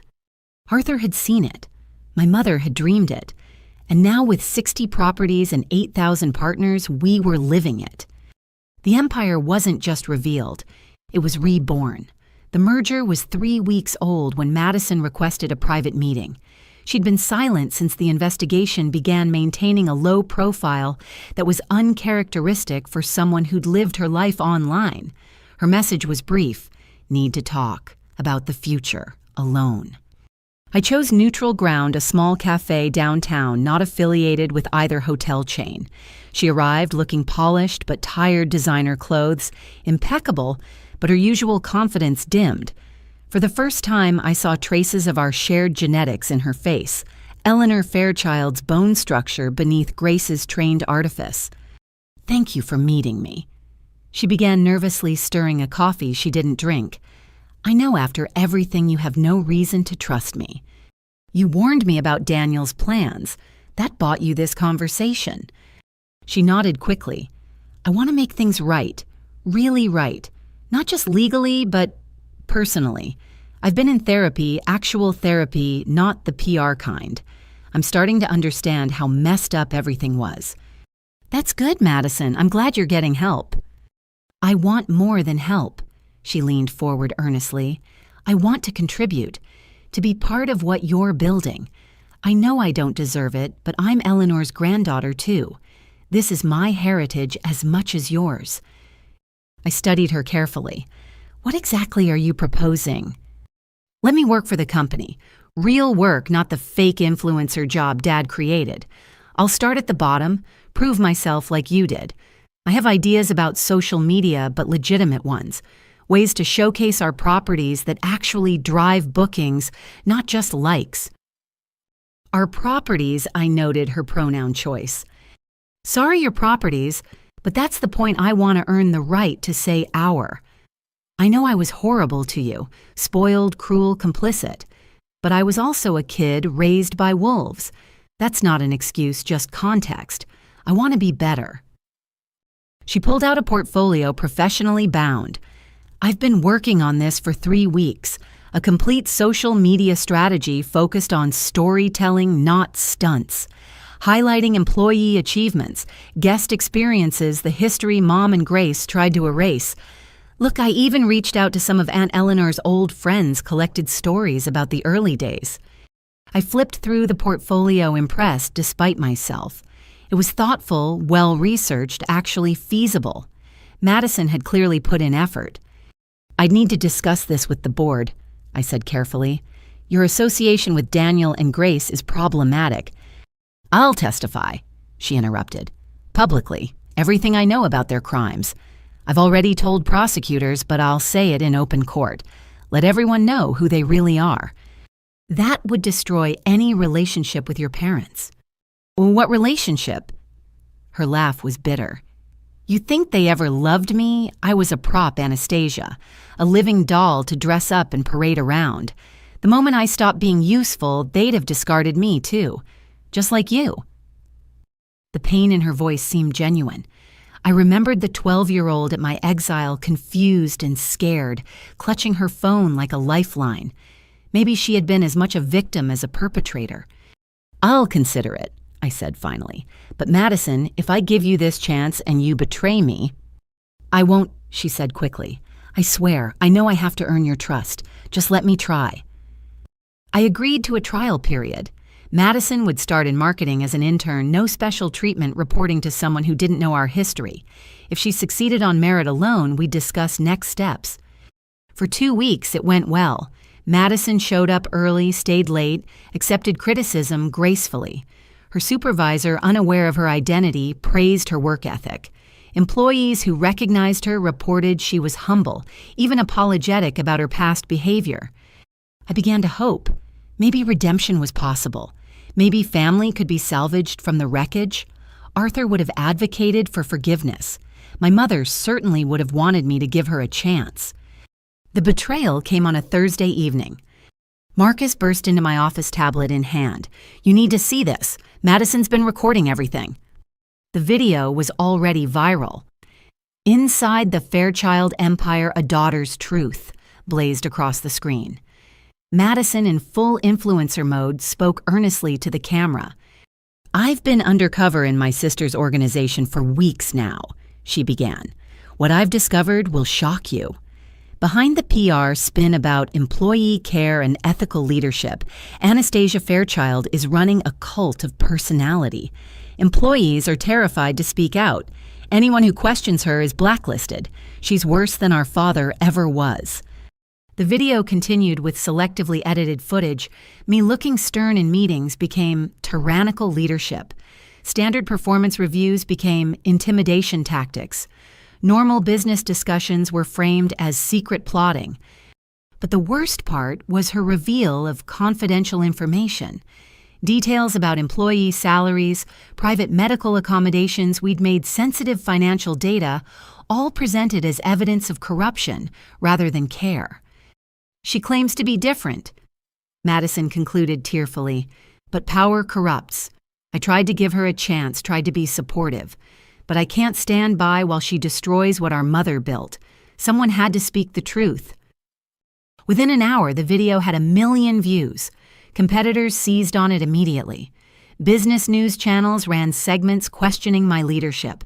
3 corporate clients called to express concerns.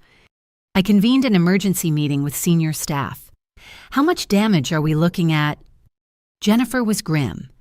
She recorded privileged conversations. Some of what she revealed could violate employee privacy laws, but the damage to trust is worse. Staff feel exposed, betrayed. "The timing isn't coincidental," Marcus added. "This drops right before Daniel's preliminary hearing. It's meant to discredit you as a witness." I felt the full weight of my naivety. I'd wanted to believe in redemption in family and second chances. Instead, I'd handed our enemies ammunition. "Draft a response," I ordered. "Factual, not emotional, point-by-point refutation of her claims, and Jennifer explore legal options. She signed NDAs as an intern. She's violated every one of them." As the team dispersed, I remained alone in the conference room where my mother had once held board meetings. The portrait of her on the wall seemed to watch with sad understanding. She'd always seen the best in people, too. It's what made her a great leader and a vulnerable target. My phone rang. The caller ID showed Madison's number. Against my better judgment, I answered. "Brilliant, right?" Her voice had lost all trace of the vulnerability she'd performed in the cafe. Dad's lawyers helped with the editing. The crying was Grace's idea. She said it would play better than anger. "Why, Madison, I gave you a real chance." "A chance to be your employee, to grovel for scraps while you sit on the throne. I'm a Fairchild, too. I deserve equal share of everything." "You deserve what you earn. That was always the difference between us." "No, the difference is you got Arthur Hartwell and I got Daniel and Grace. You think you're better because some old man felt guilty about your mom. Please. We're both products of our environment. Yours just had better PR. Is that what you tell yourself, that this is about fairness? You're destroying 8,000 people's livelihoods for a viral moment. She laughed sharp and bitter. Oh, please. You'll spin this like you spin everything. St. Anastasia saving the world one hotel at a time? But I know the truth. You're just as ruthless as Dad, just better at hiding it. The truth. I felt my control finally snap. The truth is, you're so damaged by their parenting, you can't recognize genuine care when you see it. You mistake kindness for weakness and authenticity for manipulation, because that's all you've ever known. I feel sorry for you, Madison, but my sympathy doesn't extend to letting you hurt innocent people. Innocent. Your employees are sheep and you're their shepherd leading them to slaughter. When this company fails, it won't fail, because it's built on something you'll never understand: mutual respect. Trust earned, not demanded. Values lived, not performed. I took a breath. Enjoy your moment of attention. It's the last you'll get from me. I hung up and immediately called an all-hands video conference. Within 30 minutes, I was addressing every employee across all 60 properties. By now you've seen Madison's video. I won't insult your intelligence by claiming it doesn't hurt. When I gave her a chance, I believed in the possibility of redemption. I was wrong, but my mistake doesn't diminish what we've built together. I looked directly into the camera, imagining Maria, Carmen, Tom, and thousands of others watching. She revealed private information meant to embarrass and divide us. Your salaries, which are higher than industry standard because you deserve them. Your personal accommodations, which we made because we value you as humans, not resources.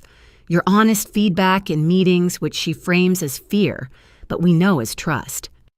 So here's what we're going to do. We're going to prove her wrong by continuing to be exactly who we are. A company that puts people first. A family built on respect, not blood. An organization where truth matters more than spin. The response was immediate. Employees began posting their own videos, not attacking Madison, but sharing real stories of how the company had changed their lives. Guests shared experiences of exceptional service. Even competitors privately reached out, admitting they knew Madison's video was a hit piece. But the revelation I'd been dreading came that evening. Detective Morse called with news from the prosecutor's office. Madison's video isn't just about discrediting you. She's been offered immunity to testify for the defense. She'll claim the evidence you provided was fabricated, that you've been planning this takeover since childhood, that your mother's death was natural, and you're using it for sympathy. Can she do that? She came to me with information, which she'll now claim was fed to her by you. She'll say you manipulated a vulnerable younger sister, used her trauma against her. It's brilliant, legally speaking. Completely destroys her credibility as a prosecution witness while painting you as the real villain. I sank into my chair. Madison's betrayal wasn't just personal. It was strategic, designed to protect Daniel and Grace while destroying me. The warning about their plans, the insurance documents, even her supposed therapy, all calculated to gather information and set up this moment. What do we do? I asked. We proceed without her. The employee testimony is still solid. The financial evidence is undeniable. But Anastasia, the murder investigation might not survive this. Without Madison's testimony about the insurance and search history, it's your word against theirs. After the call, I sat alone in my office as night fell over the city. Madison had played me perfectly, using my hope for family against me. She was truly her parents' daughter, shaped by their toxicity into a weapon aimed at anyone who threatened their empire of lies. But she'd miscalculated one thing. She thought exposing our humanity would weaken us. Instead, it had galvanized every person who'd ever been manipulated by a corporate narcissist. The comments on her video had shifted from shock to skepticism to outright support for our company. Marcus knocked and entered with his tablet. You need to see this. Someone leaked Madison's influencer contract from 3 years ago. the one where Daniel paid her $200,000 annually to do nothing. Compared to our intern's salary, it's not a good look for her. More leaks followed. Madison's expense reports charging $50,000 shopping sprees as market research. Videos of her previous meltdowns at hotels, screaming at staff. Former friends sharing stories of her cruelty. The internet, which had initially embraced her narrative, turned with vicious efficiency. "Should we stop this?" I asked Jennifer. "It feels like sinking to their level." "We're not orchestrating it," she pointed out. "People are tired of influencer manipulation. Madison made herself the story. Now she's learning what that really means." By week's end, Madison's betrayal had backfired spectacularly. Our employee retention hit an all-time high. Guest bookings increased. The board unanimously approved expanded employee benefit programs, explicitly citing the need to support staff whose privacy had been violated. Grace tried to salvage the situation with her own video, but her house arrest ankle monitor was visible in frame. Daniel's lawyers withdrew Madison as a witness after realizing her credibility was destroyed. She'd burned every bridge in pursuit of a viral moment and corporate sabotage. The last I heard, Madison had moved to Los Angeles trying to reinvent herself as a wellness influencer. Her follower count had crashed. Brands wanted nothing to do with her. The entertainment industry, which might have embraced scandal, saw only liability in someone who'd betrayed family for content. I didn't celebrate her downfall. If anything, I grieved for the sister I'd never had the relationship poisoned before it could begin. But I'd learned the hardest lesson of leadership: sometimes the greatest betrayals come from those we most want to trust. Madison had accused me of being like Daniel, of using people for my own ends.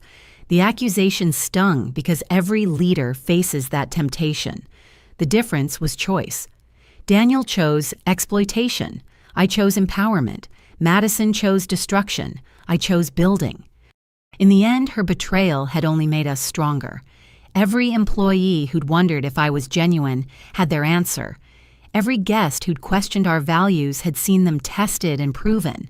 Every competitor who'd hoped we'd implode had watched us unite instead. Madison thought she was exposing weakness. Instead, she'd revealed our greatest strength. We were exactly who we claimed to be, and that authenticity, rare in any industry, had become our unshakable foundation. The morning Daniel's criminal trial began, I woke to find news vans surrounding every one of our properties. Hotel Iris murder trial begins, scrolled across every business channel. The media circus we'd tried to avoid had come to town with a vengeance. I dressed carefully, professional, but not ostentatious, my mother's pearl earrings for strength, and made my way to the courthouse through a gauntlet of reporters. "Miss Fairchild, do you really believe your father killed your mother? Anastasia, is this all about revenge? How does it feel to destroy your own family?" I kept walking Jennifer beside me, saying nothing. Inside the courthouse, the scene was barely more dignified. The gallery was packed with journalists, curiosity seekers, and industry observers. Daniel sat at the defense table looking haggard but defiant, his orange jumpsuit a stark contrast to the Armani suits he'd once worn. Grace sat in the front row, her designer outfit unable to hide the ankle monitor beneath. She'd been released on bail but faced her own trial for money laundering. Madison was notably absent, her failed betrayal having made her too toxic for even Daniel's defense team. Prosecutor Patricia Nielsen opened with devastating efficiency. "Ladies and gentlemen of the jury, this case is about greed, betrayal, and ultimately murder. Daniel Fairchild didn't just steal from his company and employees. He stole his daughter's inheritance, his workers' dignity, and finally his wife's remaining days." The financial evidence came first. Forensic accountants detailed the systematic embezzlement, $47 million over 7 years. Pension funds drained, vendor payments diverted, employee tips stolen. The jury looked increasingly disgusted as the numbers piled up. Then came the employee testimony. Maria took the stand, first her voice steady as she described years of wage theft and intimidation. "Mr. Fairchild knew we couldn't afford lawyers. He counted on our fear to keep us silent." Carmen followed, detailing the predatory loan scheme. Single mothers, immigrants, anyone vulnerable, he targeted us specifically. Made us grateful for jobs while stealing our futures. By lunch, 20 employees had testified. The portrait they painted was damning a man who'd inherited wealth and used it to create a kingdom of exploitation. But the afternoon brought the testimony everyone had come for, the murder allegations. Tom Bradley took the stand, the former security chief, looking every one of his 70 years. He walked through that final night in excruciating detail: Eleanor's urgent call, the will signing, Daniel's 4 a.m. visit, the missing medical alert bracelet. "She was stable when I left at 2:30, Tom testified, talking about her plans for Anastasia, worried about what Daniel might do. When I saw him leaving her room at 4:15, he was carrying papers and her bracelet, the one she never took off." The defense attorney, a shark in a $1,000 suit, attacked immediately. "Mr. Bradley, isn't it true you were fired by Daniel Fairchild for drinking on the job?" "I retired voluntarily, and I've been sober for 6 years." "But you held a grudge. You blamed him for your career ending." "I blamed myself for not speaking up sooner. Mrs. Eleanor died thinking her daughter would be protected. I failed her then. I won't fail her now." The medical evidence was clinical but chilling. Eleanor's oncologist testified she'd had weeks, possibly months, to live. The sudden decline was unusual but not impossible with late-stage cancer. However, the morphine levels in her system were at the very highest end of therapeutic range. "Could someone have administered additional morphine?" Nielsen asked. "Objection," the defense attorney called. "Speculation." I'll rephrase. "Doctor, if someone had access to Mrs. Fairchild's IV line, could they have administered a fatal dose that would still appear within normal parameters?" The doctor hesitated. "Theoretically, yes. A skilled person could calculate a dose that would be fatal to a weakened patient, but not trigger immediate suspicion." The insurance documents were presented next. $20 million in life insurance purchased without Eleanor's knowledge, paid out within 30 days of her death. The signature was proven fake by 3 handwriting experts. Coincidence, the defense claimed. Mr. Fairchild was simply being prudent, protecting his family's future. But then came Grace's search history recovered from devices seized during the investigation. Morphine overdose symptoms. How long after death is autopsy performed? Life insurance claim timeline. All searched in the week before Eleanor's death. Grace, watching from the gallery, went pale as her digital footprints were displayed on courtroom screens. She tried to leave but was blocked by bailiffs. The media sketched furiously, capturing her trapped expression. Daniel's reaction was worse. As each piece of evidence mounted, his controlled facade cracked. When Nielsen showed security footage of him leaving Eleanor's room with the medical alert bracelet visible in his hand, he slammed his fist on the defense table. "She was dying anyway," he shouted before his lawyers could stop him. "The cancer was eating her alive. She was suffering." The courtroom erupted. The judge banged his gavel repeatedly. Daniel's lawyers frantically tried to claim emotional distress, but the damage was done. He'd essentially confessed to hastening my mother's death. I sat frozen as chaos swirled around me. After 7 years of suspicion, hearing him admit it, even partially, was simultaneously vindicating and devastating. My mother's final hours stolen by the man she'd once loved. The judge called a recess. In the hallway, reporters swarmed anyone connected to the case. I escaped to a quiet alcove where Jennifer waited. "That's it," she said quietly. His outburst just handed the prosecution their case. The jury won't forget that. "He killed her." The words came out hollow. I knew, but hearing him say it, he said she was suffering.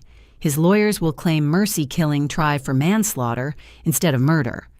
Mercy. I laughed bitterly. He killed her for money, for $20 million and control of the company. There was no mercy in it. The trial continued for 2 more weeks. More evidence, more testimony, more revelations. Daniel's business associates distanced themselves publicly. Former board members claimed ignorance. The country club revoked his membership permanently. Grace's own trial began simultaneously creating a dual spectacle.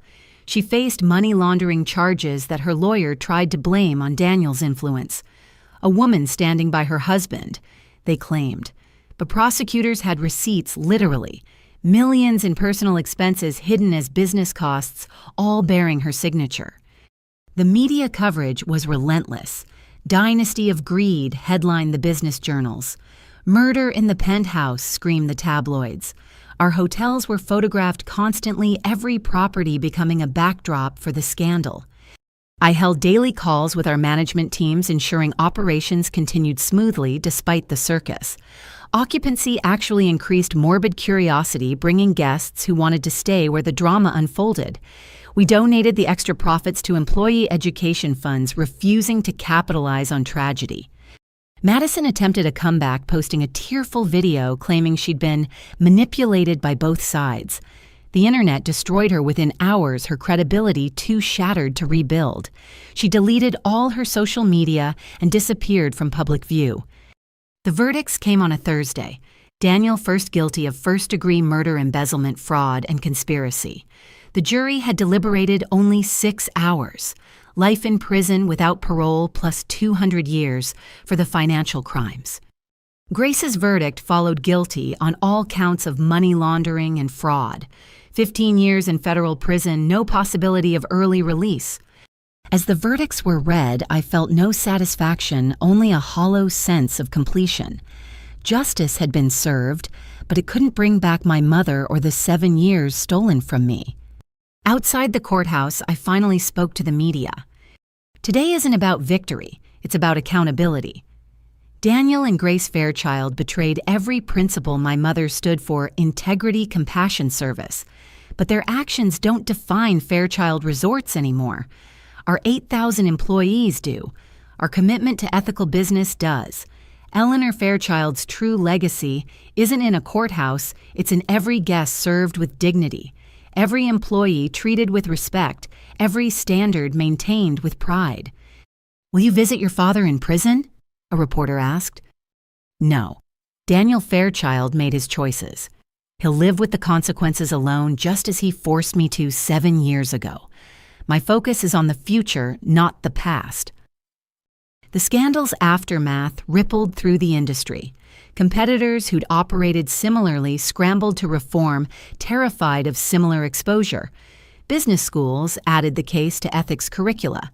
Employee rights organizations used it to push for stronger protections.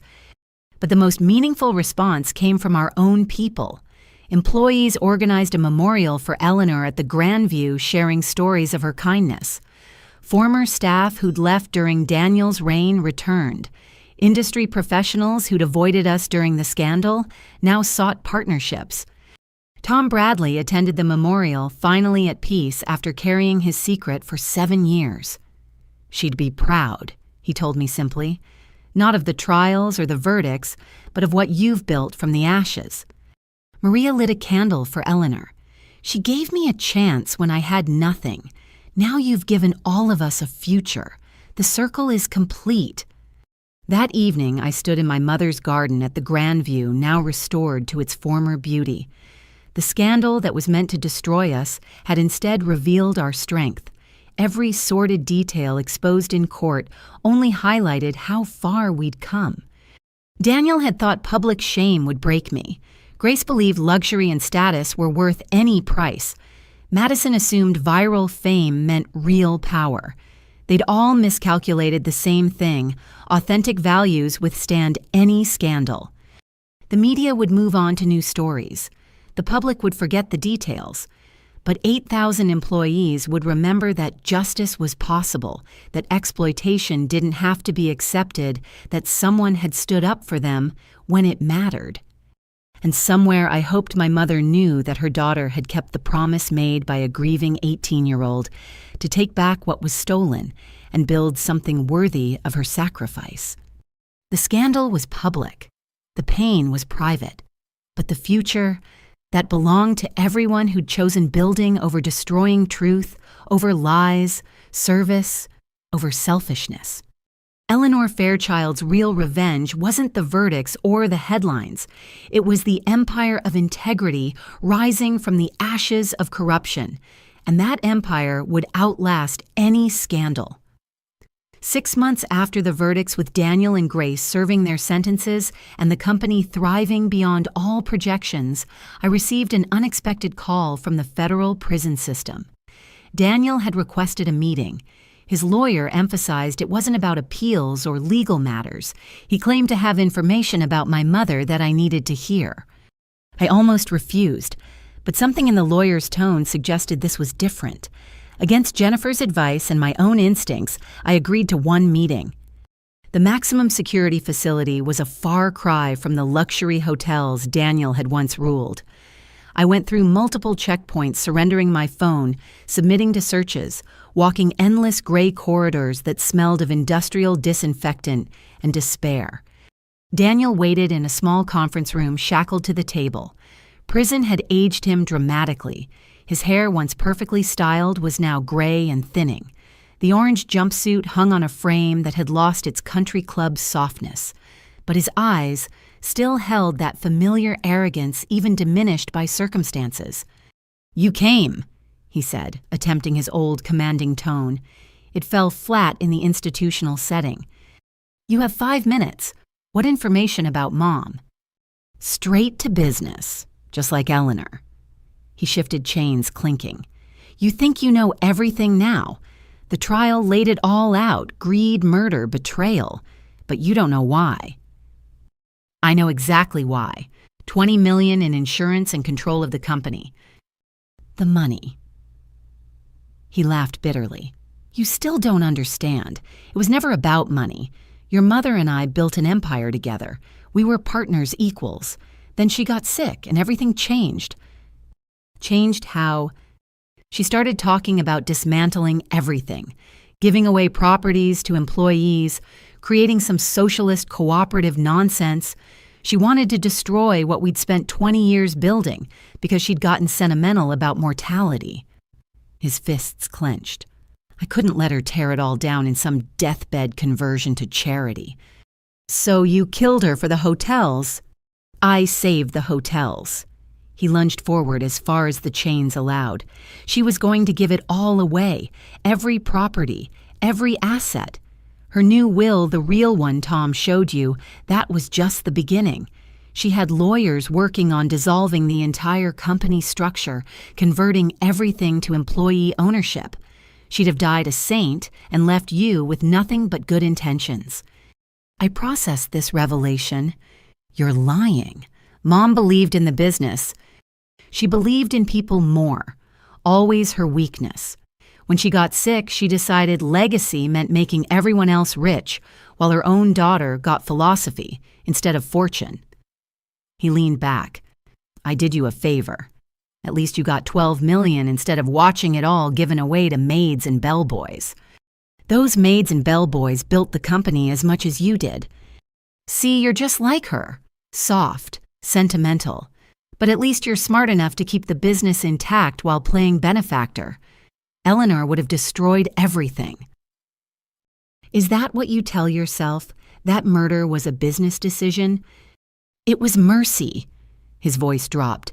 "She was dying anyway, in pain, talking about dismantling our life's work. I gave her peace and saved her legacy, until you came along and ruined it all anyway. I fulfilled her vision, not yours." Her vision was hallucination. Morphine and cancer eating her brain, making her think she could buy heaven by giving away earth. He studied me intently. "But you want to know the real reason I asked you here. It wasn't to justify myself. It's to warn you." "Warn me?" "Grace isn't done. She has resources hidden that prosecutors never found. Offshore accounts in her brother's name. Connections you don't know about. She's planning something from prison. Has been for months." "Why would you tell me this?" "Because she's targeting the hotels, not just you. Whatever else I am, I built those properties. I won't watch her destroy them out of spite." He paused. "And because you're still my daughter. Eleanor's daughter. Maybe the only good thing either of us ever made. I stood to leave. If you have specific information about Grace's plans, tell the prosecutors. Otherwise, we're done here. Anastasia. His voice stopped me at the door. Do you ever wonder what would have happened if I'd just let her give it all away? If I'd supported her final wishes instead of... He trailed off. Every day, I admitted without turning. We'd have lost the hotels but kept our family. Mom would have had peaceful final months. You'd be a grieving widower instead of a convicted killer. And maybe eventually we'd have built something new together. But would you have become who you are now, strong enough to run an empire, smart enough to outmaneuver corporate sharks? Sometimes the worst things shape us into our best selves. I finally turned to face him. That's what you tell yourself to live with what you did. But you're wrong. I became who I am, despite you, not because of you. Every cruelty you inflicted just taught me how not to lead. Every betrayal showed me the value of loyalty. You didn't forge me, Daniel. You just showed me exactly who I never wanted to be. His face crumpled slightly. For a moment, I saw the man my mother might have loved before greed consumed him.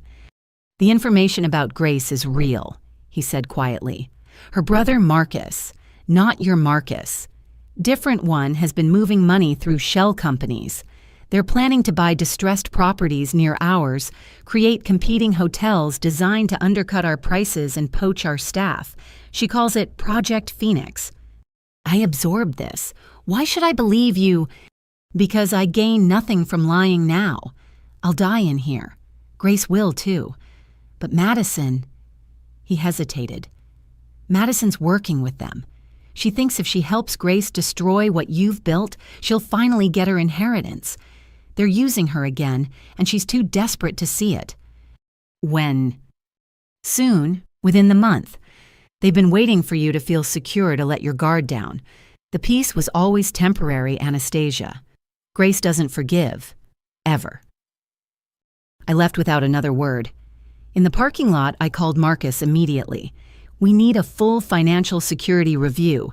Every competitor, every property, purchase every new development within 50 miles of our hotels, and find out everything about Marcus Winters, Grace's brother.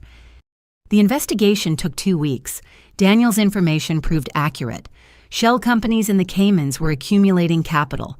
Property purchases were being negotiated through intermediaries.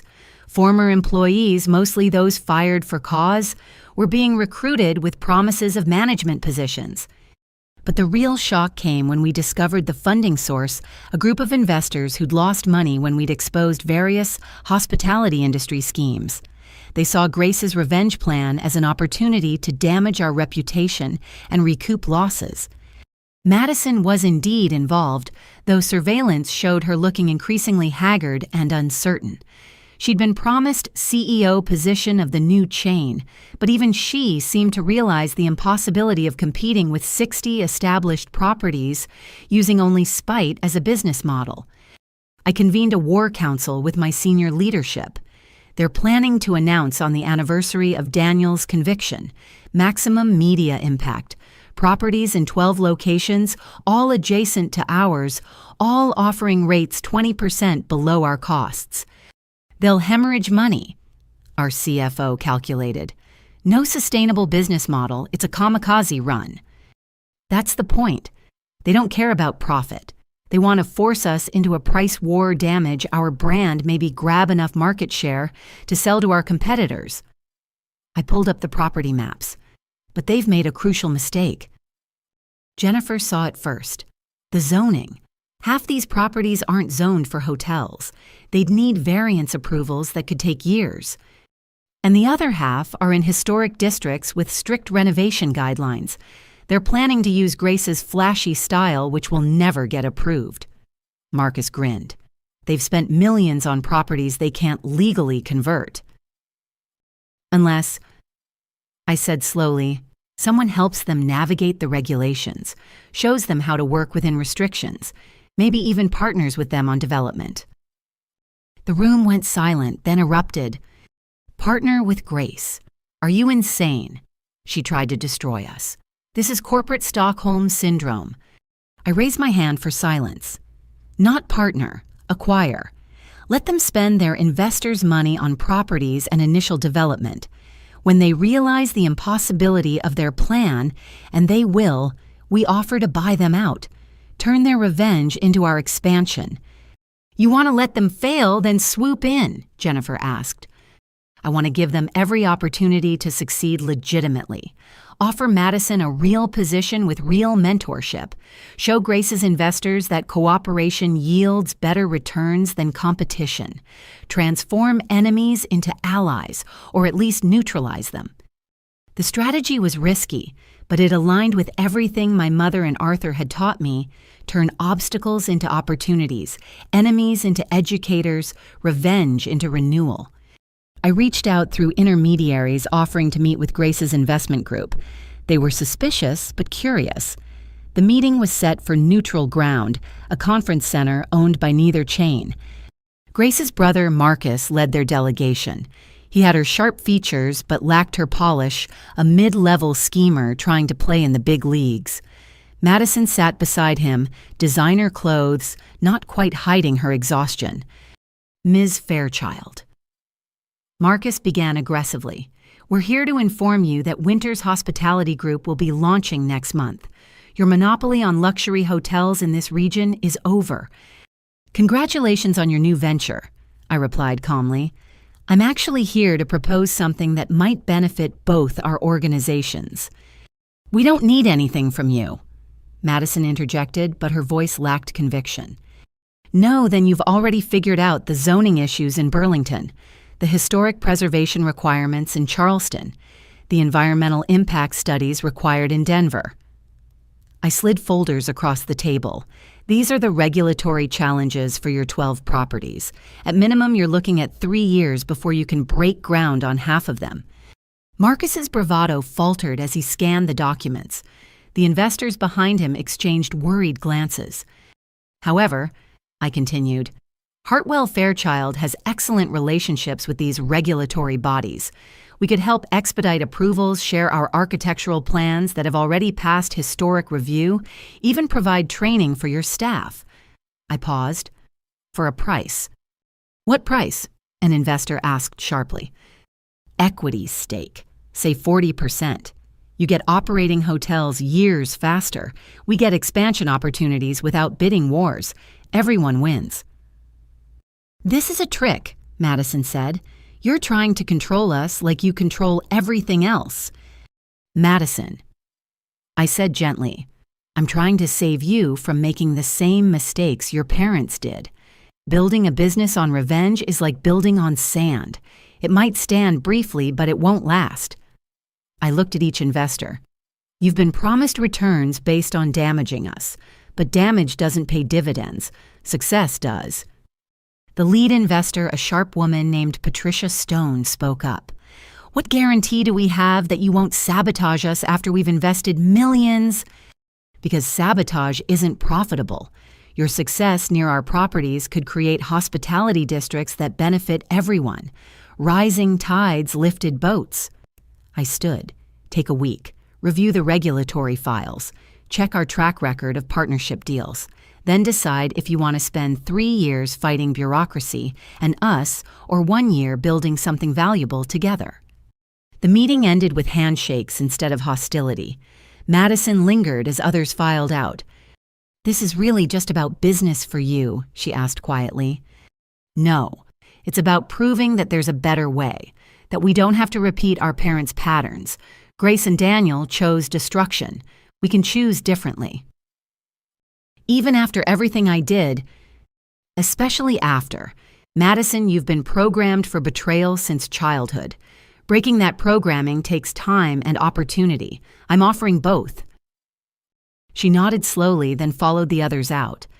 I didn't know if she'd accept the offer or double down on revenge, but I'd planted the seed. A week later, Patricia Stone called. The investor group had voted to accept our partnership proposal. Marcus raged and threatened to find other backers. Madison remained silent, watching. The final confrontation came not in a boardroom, but in a coffee shop. Madison asked to meet privately, no lawyers or recording devices. I'm tired, she admitted, stirring her untouched latte. Tired of fighting, scheming, pretending. Grace calls from prison daily, feeding me strategies. Dad sends letters about reclaiming our birthright. But watching you this past year, you just keep building. No matter what we throw at you, you turn it into something positive.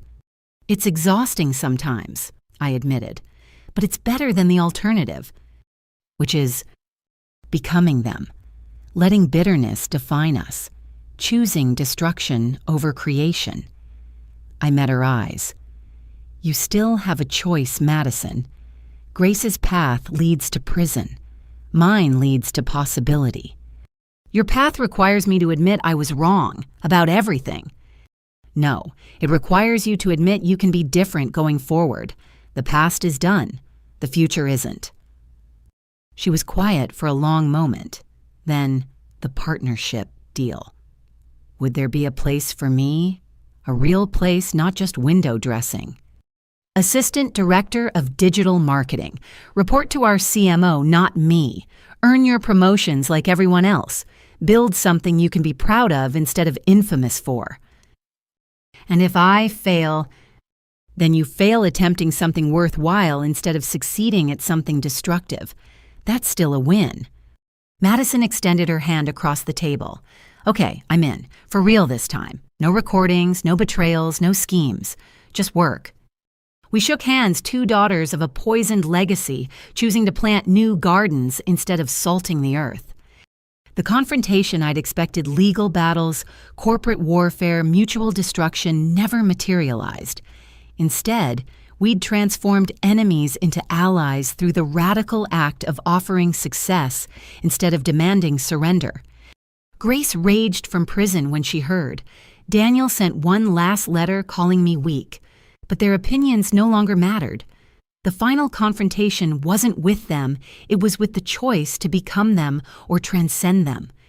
We'd chosen transcendence, and in that choice, my mother's true legacy lived on the belief that business could be both profitable and principled, that enemies could become educators, that building together beat destroying alone. The war was over.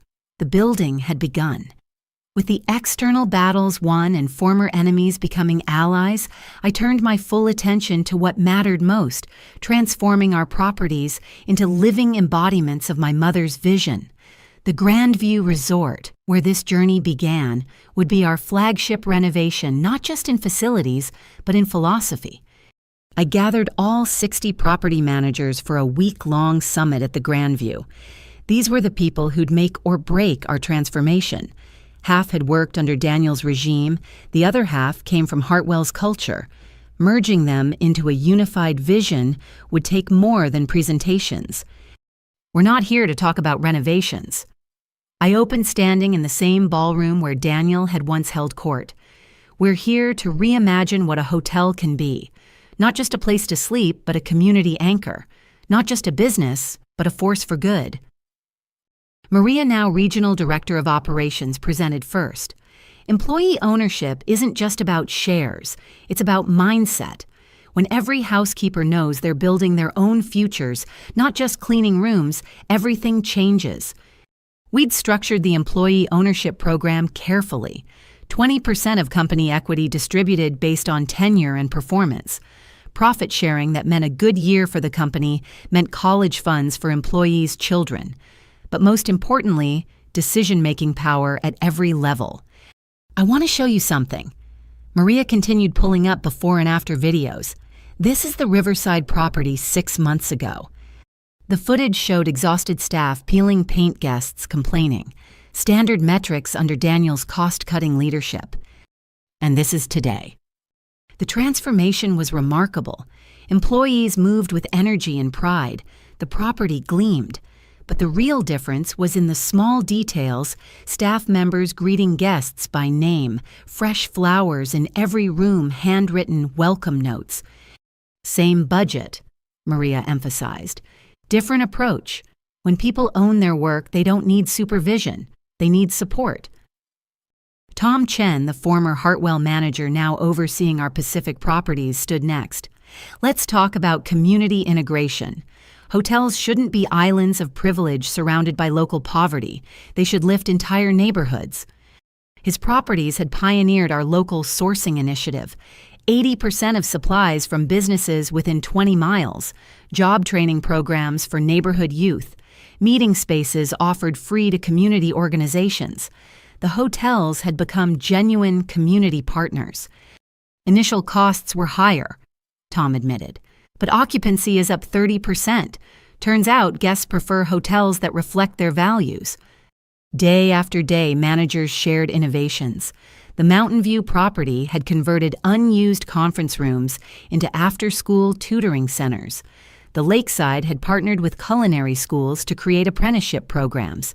The Valley Gardens hosted weekly farmers markets in their parking lots. But transformation meant confronting past mistakes too. I insisted we acknowledge the damage done during Daniel's era. Every employee who was cheated deserves personal acknowledgement, I announced. Not just repayment, but recognition. We're creating the Eleanor Fairchild Memorial Fund, $5 million annually for employee hardship assistance, medical bills, family emergencies, educational opportunities, no questions asked, just help when needed. Carmen, now heading our new Hospitality Training Institute, presented the education initiatives.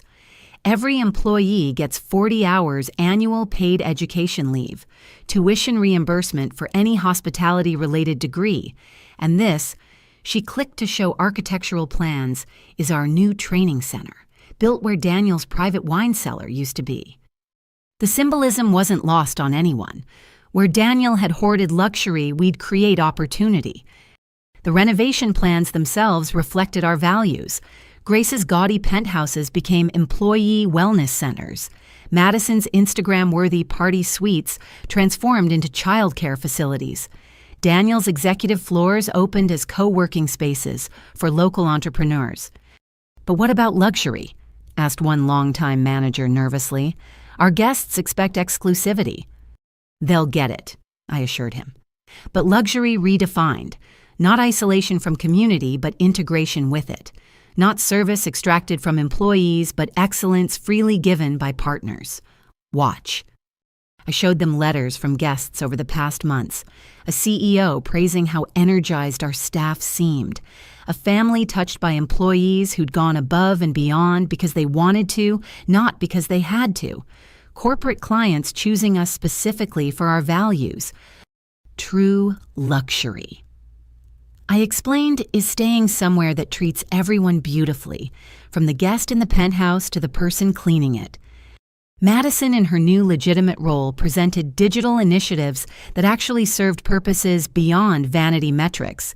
Virtual tours highlighting employee stories, social campaigns celebrating local partnerships, booking systems that showed exactly how stays supported communities. Authenticity drives engagement, she said, clearly nervous, presenting to skeptical veterans. When we stopped manufacturing moments and started capturing real ones, our online presence exploded. Positive mentions up 400%. The biggest transformation was physical. We committed $200 million to renovations over 2 years, but not the cosmetic fixes Grace had favored. Deep infrastructure improvements, solar panels, water recycling systems, energy-efficient everything. Rooms designed for genuine comfort, not just photogenic angles. Marcus coordinated with Patricia Stone's investment group, now our partners, rather than competitors. Their properties would complement ours, creating destination districts that benefited everyone. 12 new hotels, all following our standards, he reported. Employee ownership from day one. Community integration built into design. We're not just expanding, but evangelizing. The week culminated in a ceremony I hadn't planned. Employees from every property had secretly coordinated to create something extraordinary. They'd commissioned a portrait of my mother, not the formal one from corporate halls, but a collage made from thousands of photos showing her with staff over the years. Maria presented it as 800 employees watched via video link. Eleanor Fairchild saw us. Now we see her in everything we do. But the transformation's true test came with results. 6 months into renovations, metrics told the story. Employee retention 97%, guest satisfaction highest in company history, revenue per room up 23%, community partnership requests overwhelming, industry awards 17 and counting. The business media took notice. The Fairchild Miracle, they called it, analyzing how we'd turned a scandal-plagued chain into an industry leader through radical employee empowerment and community capitalism. I gave few interviews, preferring to let results speak, but when the Harvard Business Review requested a feature, I agreed on condition they interview employees too. The resulting article showcased Carmen explaining how ownership changed her family's life, Tom Chen describing community partnerships, Madison reflecting on transformation from influencer to professional, and Maria summarizing what we'd built: hotels where everyone matters equally. Competitors scrambled to copy our model, offering surface-level employee perks without fundamental change. But transformation couldn't be faked. It required genuine power sharing, authentic community connection, and leaders willing to serve rather than rule. The ultimate validation came from an unexpected source. Judge Harrison, who'd helped Daniel with the asset freeze, reached out through intermediaries. He was retiring, ashamed of his role in enabling corruption. He wanted to establish a scholarship fund for hospitality workers' children as penance. Tell Ms. Fairchild, his message read, that watching her transform betrayal into benefit has haunted my conscience. I chose connections over justice. She chose justice and created connections. I hope this small gesture helps balance the scales. We accepted his donation but named it after employees who'd suffered under the corruption he'd enabled. Even penance could serve transformation if directed properly. Standing in the completed Grandview renovation, I found myself in the garden where everything had started. The marble gleamed, the technology impressed, but the real change was intangible: energy, pride, purpose. Maria found me there as the sun set. Your mother would be amazed. We've built what she dreamed but never got to see. No, I corrected gently. She saw it. In every employee she treated with respect, every guest served with grace, every standard maintained despite pressure. We just scaled her vision to match her heart. And your father is serving life while we're serving others. He built a monument to ego. We've built a movement of empowerment. His legacy ends with him. Ours grows with every person who experiences what hospitality can truly be. That evening, I walked every floor of the transformed hotel. In the Employee Wellness Center, staff relaxed between shifts. In the child care facility, workers' children did homework while parents finished duties. In the community meeting spaces, local organizations planned neighborhood improvements. In the presidential suite, once Grace's personal shopping storage, a family celebrated a grandmother's 90th birthday. 3 generations gathered, choosing us not for ostentation, but for the warmth they felt from every interaction. The transformation was complete yet ongoing. Every day brought new ideas from empowered employees. Every month revealed new ways hotels could serve beyond lodging. Every year would build on foundations of respect rather than exploitation. Daniel had seen hotels as possessions to extract from. Grace viewed them as stages for performance. Madison had used them as backdrops for digital fame. But Eleanor Fairchild had understood their true nature: communities of service where everyone could thrive. We'd simply returned to her vision expanded for modern times, and in doing so, we'd proven that business transformation wasn't about changing surfaces, but souls. Not about imposing new rules, but unleashing existing potential. The hotel transformation was really human transformation, and that more than any renovation or award was the true monument to my mother's legacy. The federal investigation into Daniel and Grace's crimes had uncovered a labyrinth of hidden assets that prosecutors were still untangling 2 years after the convictions. I was in my office reviewing expansion plans when Detective Patricia Morse called with unexpected news. Anastasia, we need to meet. We've discovered something significant about your parents' asset structure. Can you come to the federal building this afternoon? I found Detective Morse in a conference room wallpapered with financial documents, flowcharts, and photographs of properties I didn't recognize. Two FBI financial analysts sat at laptops cross-referencing databases with focused intensity.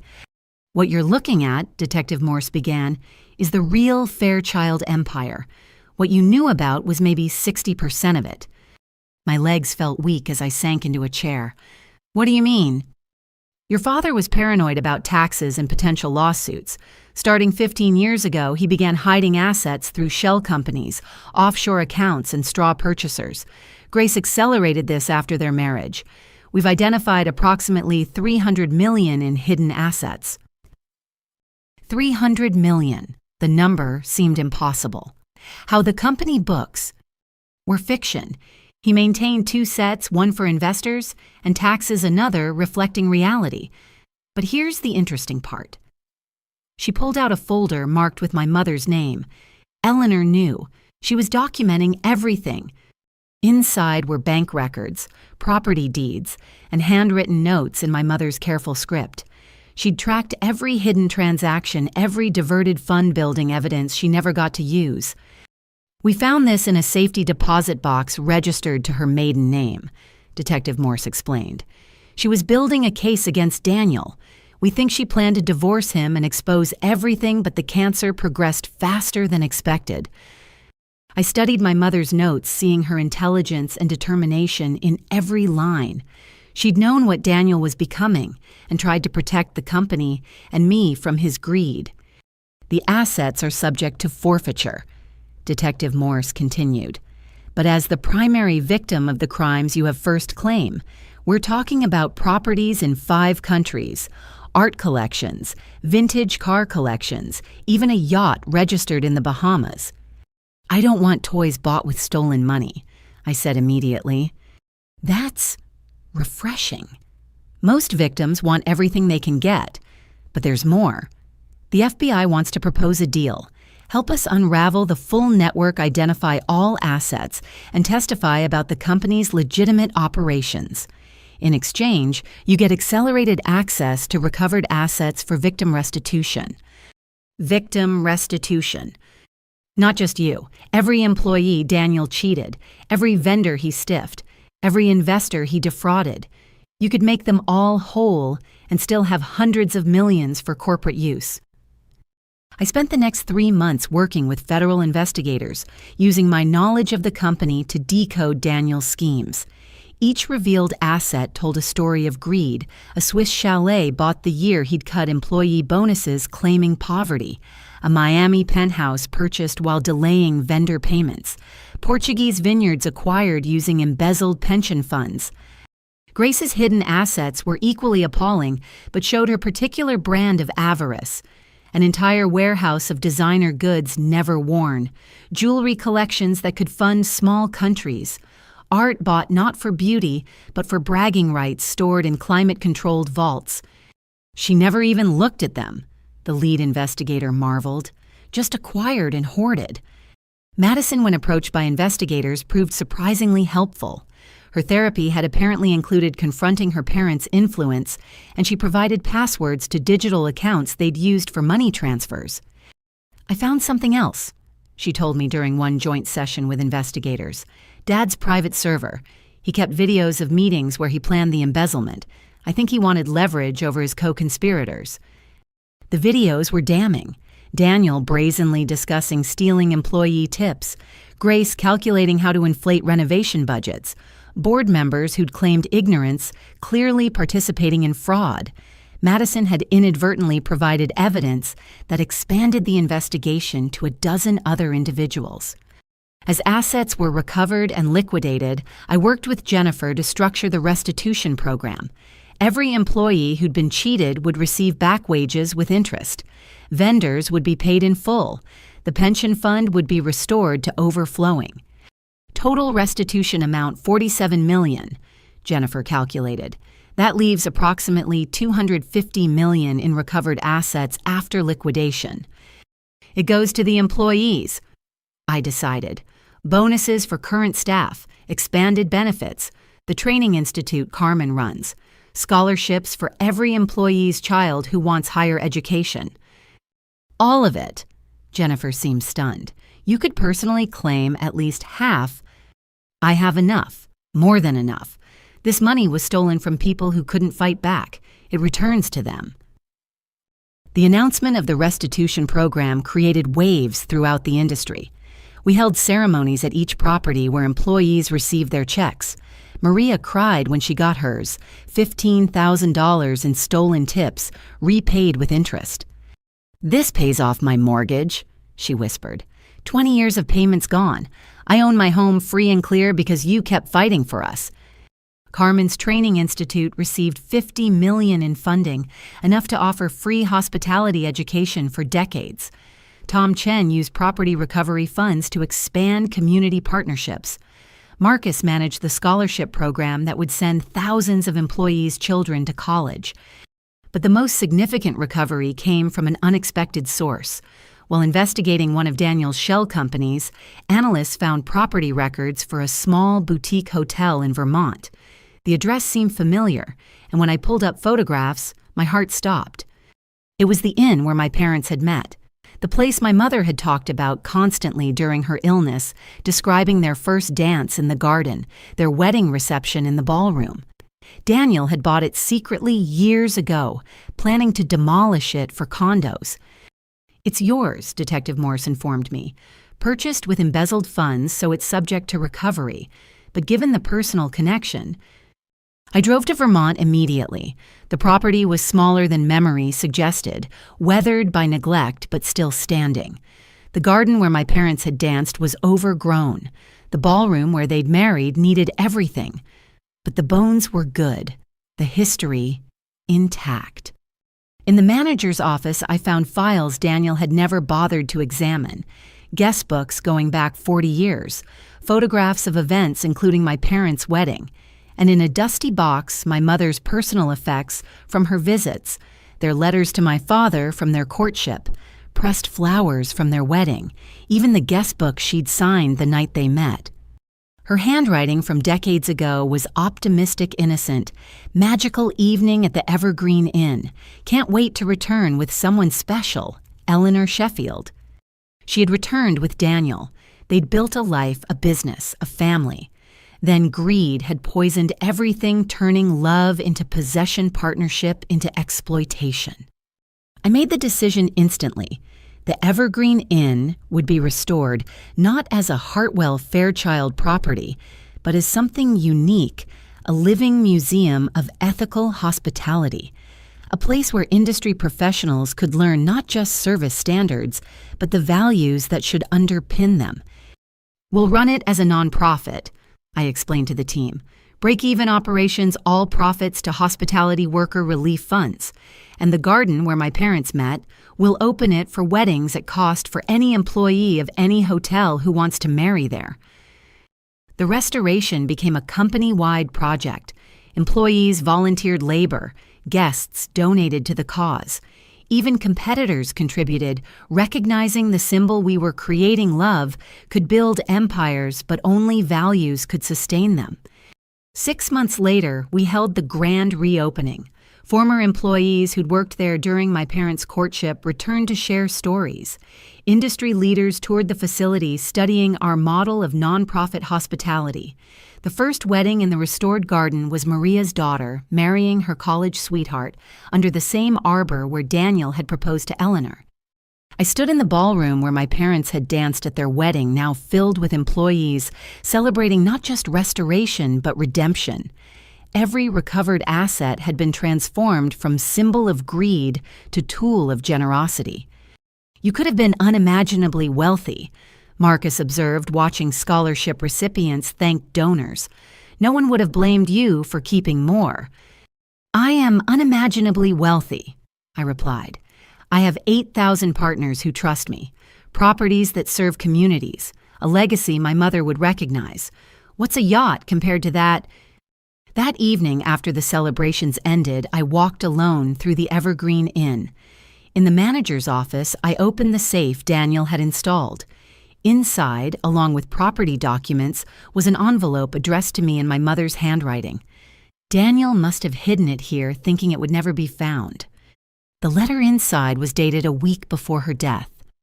My dearest Anastasia, if you're reading this, you've found your way back to where it all began. I'm hiding this here because I know Daniel will never return to face our history. I need you to know that despite everything, I don't regret loving your father. He gave me you, and you were worth any pain. But I do regret not being strong enough to stop what he became. The assets he's hidden aren't just money.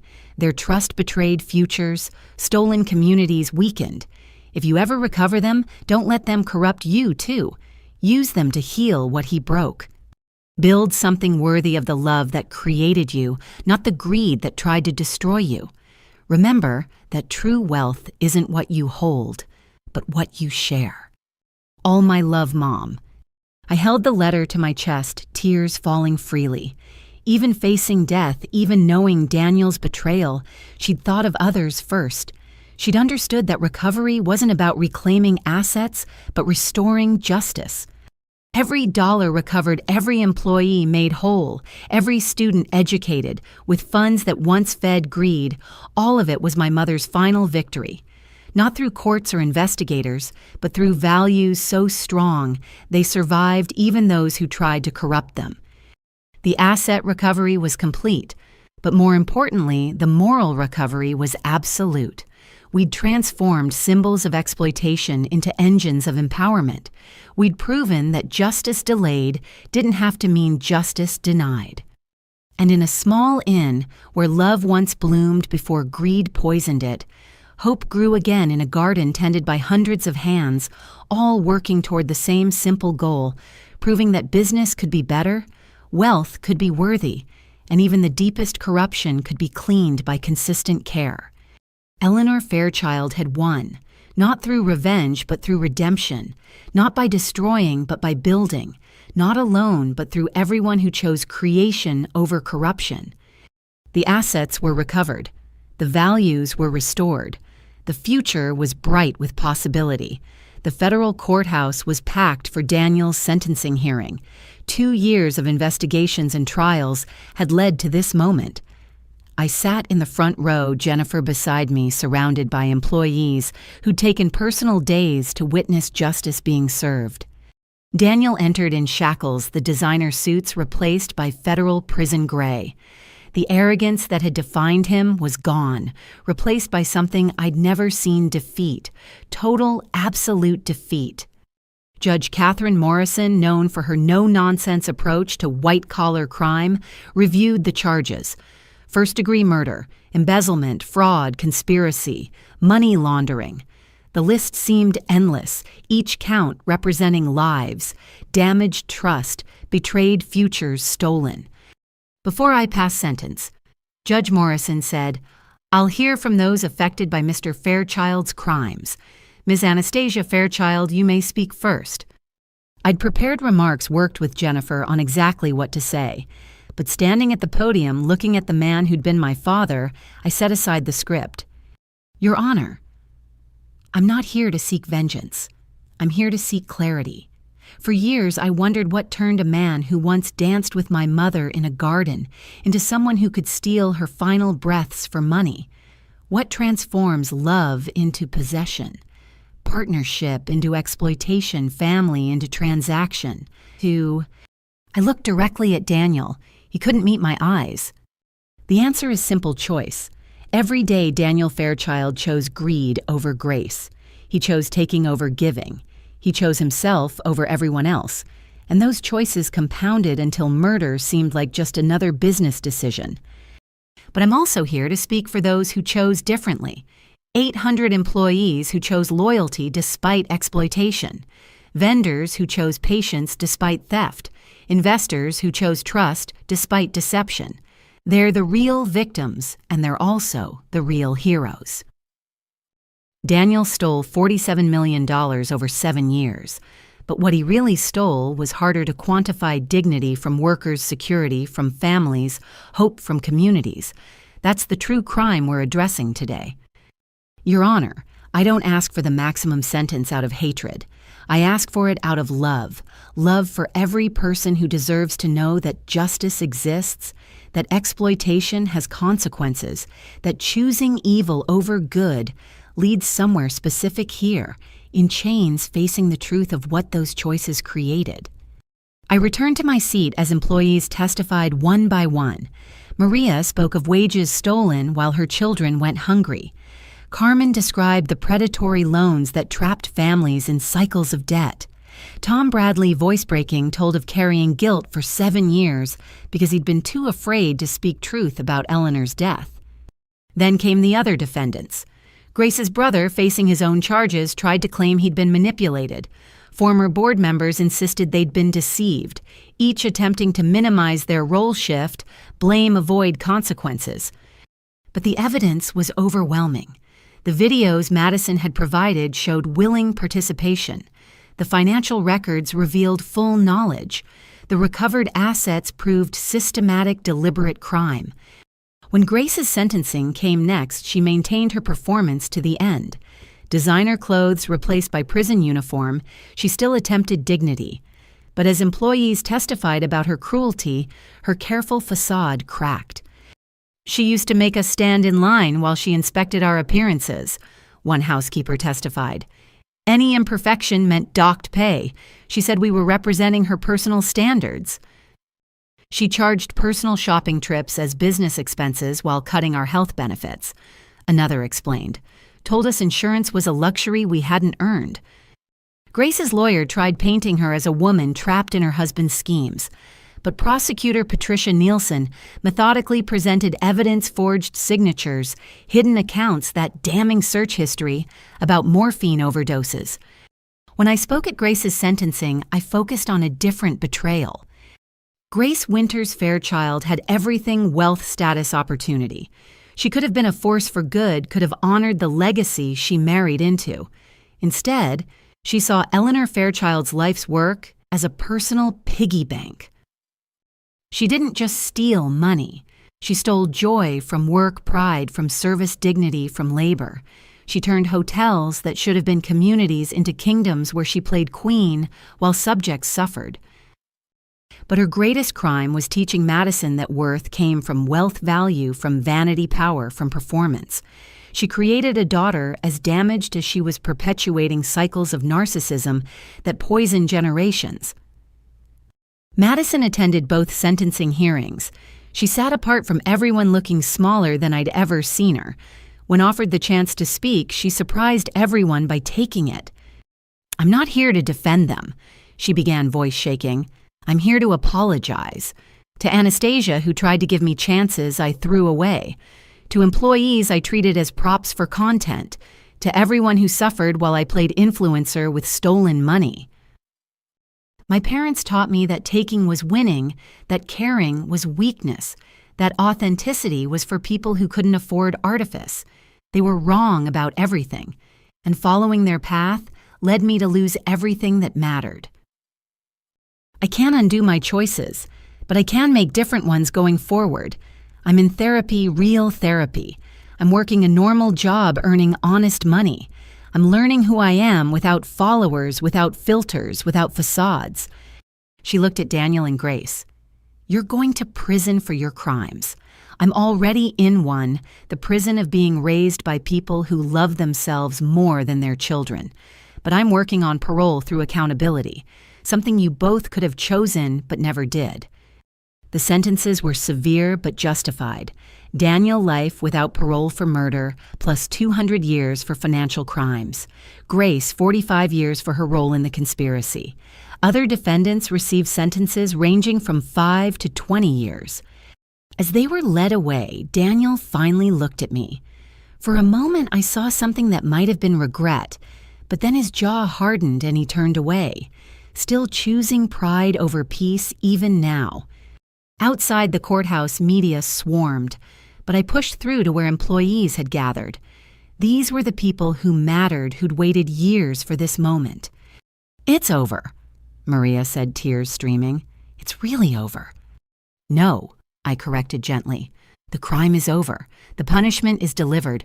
But what we build next, that's just beginning. That evening, we held a memorial for Eleanor at the Evergreen Inn. Not a service we'd done that years ago, but a celebration of justice served and futures reclaimed. Employees shared stories of her kindness. Former colleagues remembered her vision. Industry leaders acknowledged her pioneering spirit. I spoke last standing in the garden where everything began. Eleanor Fairchild believed business could be noble, that success meant lifting others, that legacy lived in lives touched, rather than dollars accumulated. Daniel betrayed that belief. Grace corrupted it. Madison marketed it without understanding it. But we lived it. Every employee who stayed honest despite temptation, every manager who chose service over selfishness, every guest who experienced genuine hospitality, we're Eleanor's legacy, not despite the darkness, but because we chose light. Today's sentences don't bring her back. They don't erase 7 years of exploitation or undo damage done, but they affirm that choices have consequences, that justice exists, that building beats destroying in the end. So tomorrow we continue building. Hotels where everyone matters, communities where business serves, futures where children of employees have more opportunities than their parents dreamed. That's our justice. That's our revenge. That's our love made manifest in measurable ways. The gathering lasted past midnight. Stories shared tears, shed bonds strengthened. Madison approached as things wound down, hesitant but determined. "I know I have no right to ask," she began, "but could I hear stories about Aunt Eleanor, real ones, not the sanitized versions my parents told?"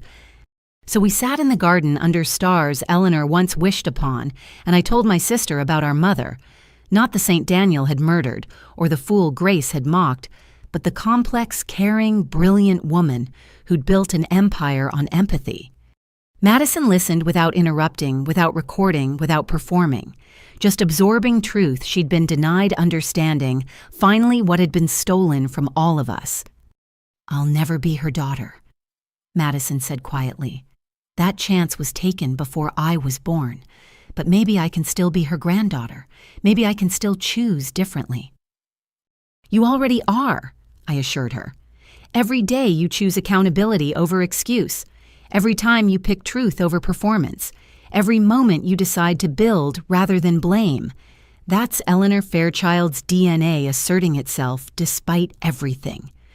The night ended with unexpected peace. Not forgiveness, some things cut too deep for that, but acceptance that justice had been served, choices had consequences, and futures remained unwritten for those brave enough to change. Daniel would die in prison choosing bitterness to the end. Grace would serve decades her designer life reduced to regulated routine.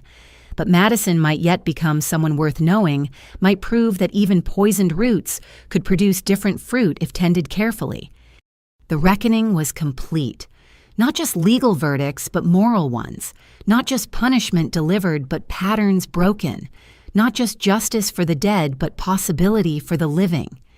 In the garden where love began before greed corrupted it, hope bloomed again, tended by hundreds who'd chosen building over bitterness, creation, over corruption, service, over selfishness.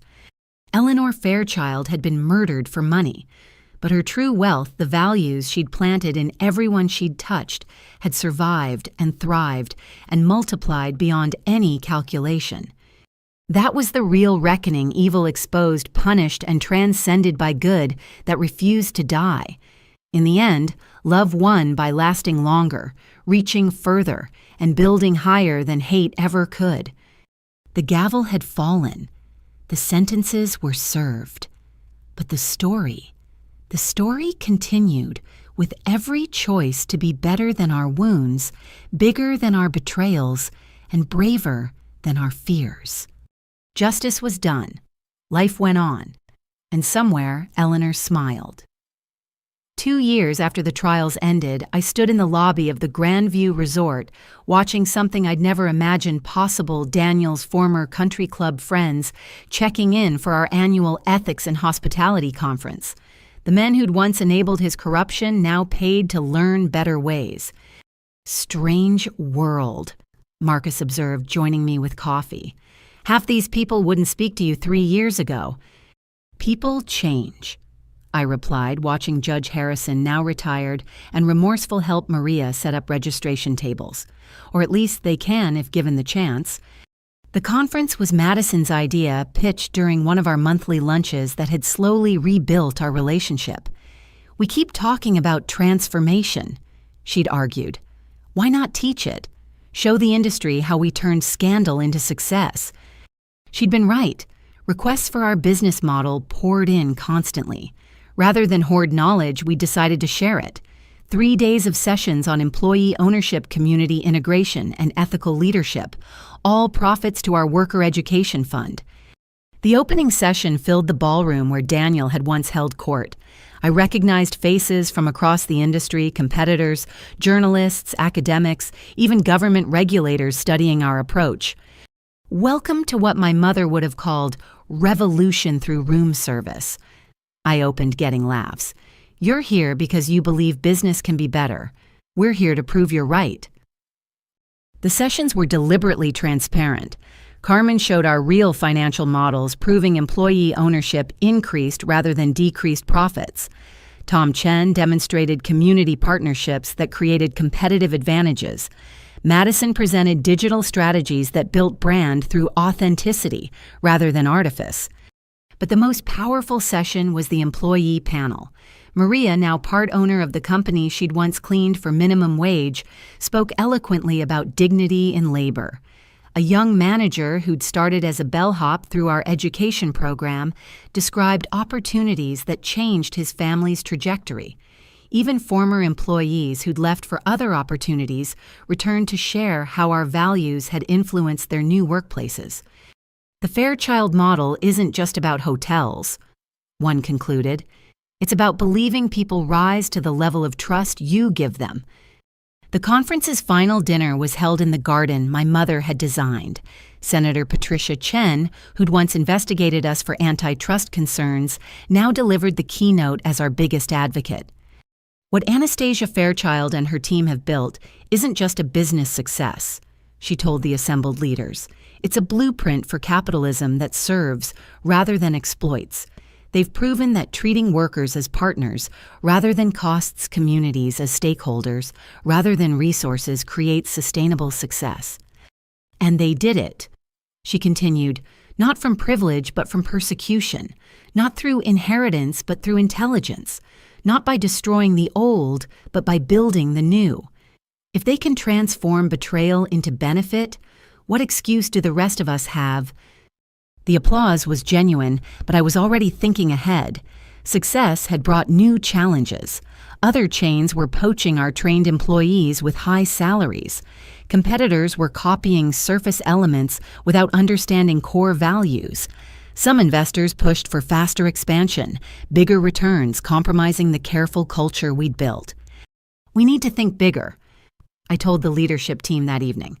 Not just more hotels, but deeper impact. What if we created an entire ecosystem? Over the following months, we launched initiatives that went beyond traditional hospitality. The Fairchild Foundation. Funded by profits, it provided grants to employees starting their own businesses. Former housekeepers opened cleaning services using our methods. Ex-restaurant staff launched catering companies with our recipes. We didn't see it as competition, but as multiplication of our values. The Hospitality Justice Project, legal aid for exploited workers across the industry. We'd been fortunate to have resources to fight back. Most didn't. Our lawyers took cases pro bono, recovering millions in stolen wages for workers at other chains. The Eleanor Fairchild Institute, a full university partnering with state schools to offer accredited degrees in ethical hospitality management, free for employees' children, affordable for everyone with curriculum based on our practices. But perhaps the most meaningful development was the Industry Ethics Board Madison proposed and now chaired. Former competitors sat together monthly, sharing challenges and solutions. Properties that met standards received certification that guests increasingly demanded. We're not just running hotels anymore, Madison observed during one board meeting. We're changing how business thinks about itself. She was right. Business schools sent students to study us. Government agencies consulted on worker protection laws. International hospitality organizations adopted our standards. The girl thrown out with $40 had somehow influenced an entire industry. Yet personal success felt hollow without personal connection. I'd been so focused on building the business that I'd neglected building a life. At 35, I had an empire but ate dinner, alone had wealth, but no one to share it with, had won every battle, but wondered if I'd lost something harder to quantify. The answer came from an unexpected source, James Chen, Tom's son, who'd joined the company fresh from hotel school 5 years prior. We'd worked together professionally, but when he asked me to dinner, not to discuss quarterly reports, I realized I'd been blind to what was developing. You know everything about me, I protested on our first real date. My family dysfunction, my obsessive work habits, my inability to trust easily. I know you turned pain into purpose, he countered. That you wake up thinking about employees' families, that you still visit your mother's grave every Sunday, that you're human, not the saint everyone's trying to make you. I'm not sure I know how to do this. Run a company, I've got that down. But actual personal happiness, same way you learned everything else, he smiled. One day at a time with someone who understands the journey. We married 2 years later at the Evergreen Inn in the garden where my parents had met. Maria officiated. She'd gotten ordained specifically for the occasion. Madison was my maid of honor, earning the role through years of genuine change. Employees filled every seat family in every way that mattered. Even Daniel sent a letter from prison, his first contact in 3 years. I know you won't read this at your wedding, he wrote, but I wanted you to know I was wrong about everything. Your mother would be proud. Despite everything, I hope you find the happiness I threw away.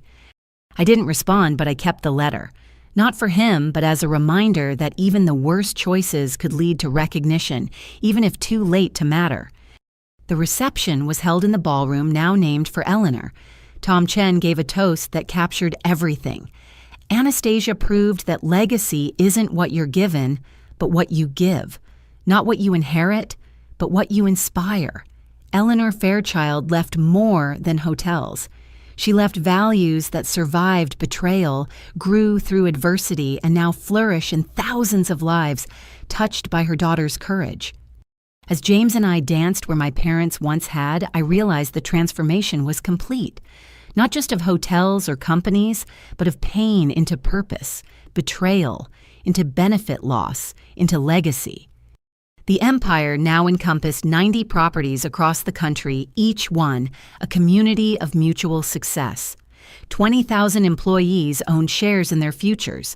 Hundreds of thousands of guests experienced hospitality as it should be. Millions of dollars flowed to communities through partnerships and programs. But numbers couldn't capture the real victory. Maria's daughter graduated medical school debt-free thanks to our scholarships. Carmen's Training Institute had graduated 5,000 hospitality professionals. Tom's community programs had revitalized entire neighborhoods. Madison's ethics board had transformed from mockable idealism to industry standard. Any regrets? James asked as we watched sunset from our honeymoon suite, the same room where Daniel had once hoarded luxury for himself, now available to any employee at cost. None, I said honestly. Every pain led here. Every betrayal taught lessons. Every loss revealed what truly mattered. I wouldn't change the journey even if I could. That night, I dreamed of my mother for the first time in years. Not the frail woman in the hospital bed, but the vibrant leader who'd built with love. She stood in her garden surrounded by all the lives she'd touched, all the futures she'd enabled, all the hope she'd planted. Did I do okay, Mom? I asked in the dream. You did better, she smiled. You took what I started and made it eternal, not through buildings or bank accounts, but through believing in people I never got to meet. That's legacy, darling. That's love. I woke to find dawn breaking over the mountains, James beside me, messages from employees, sharing daily successes, and a future bright with possibility. The new legacy wasn't mine alone. It belonged to everyone who'd chosen building over bitterness, who'd proved that business could be noble wealth, could be worthy, and even the greatest betrayals could become foundations for better things. Eleanor Fairchild had died trying to protect this dream. Daniel had tried to steal it. Grace had tried to corrupt it. Madison had tried to exploit it. But in the end, truth outlasted lies. Service surpassed selfishness, and love literally conquered all. The hotel stood as testament not to revenge achieved, but to redemption chosen. Not to enemies destroyed, but to communities created. Not to inheritance reclaimed, but to futures enabled. And in every property, in every program, in every life, lifted by opportunity, Eleanor Fairchild's heartbeat echoed steady, strong and eternal. The girl with $40 had built something worth more than money proof that purpose beats privilege, that caring creates wealth, and that the greatest revenge against those who choose darkness is simply steadfastly choosing light. This was our legacy. This was our love. This was our happily ever after, earned one choice at a time. To anyone facing their own betrayals, their own losses, their own $40 moments, remember this. You are stronger than what broke you. You can build from any rubble. You can transform any pain into purpose. The only question is, what will you choose to build? Thank you for joining me on this journey. May your own path lead from whatever darkness you face into light you create shared with others who need its warmth. Sometimes the greatest inheritances aren't what we're given, but what we give away. Sometimes the richest people are those who make others wealthy. Sometimes the best revenge is a life so well lived that bitterness becomes irrelevant. Build something beautiful. The world needs your light.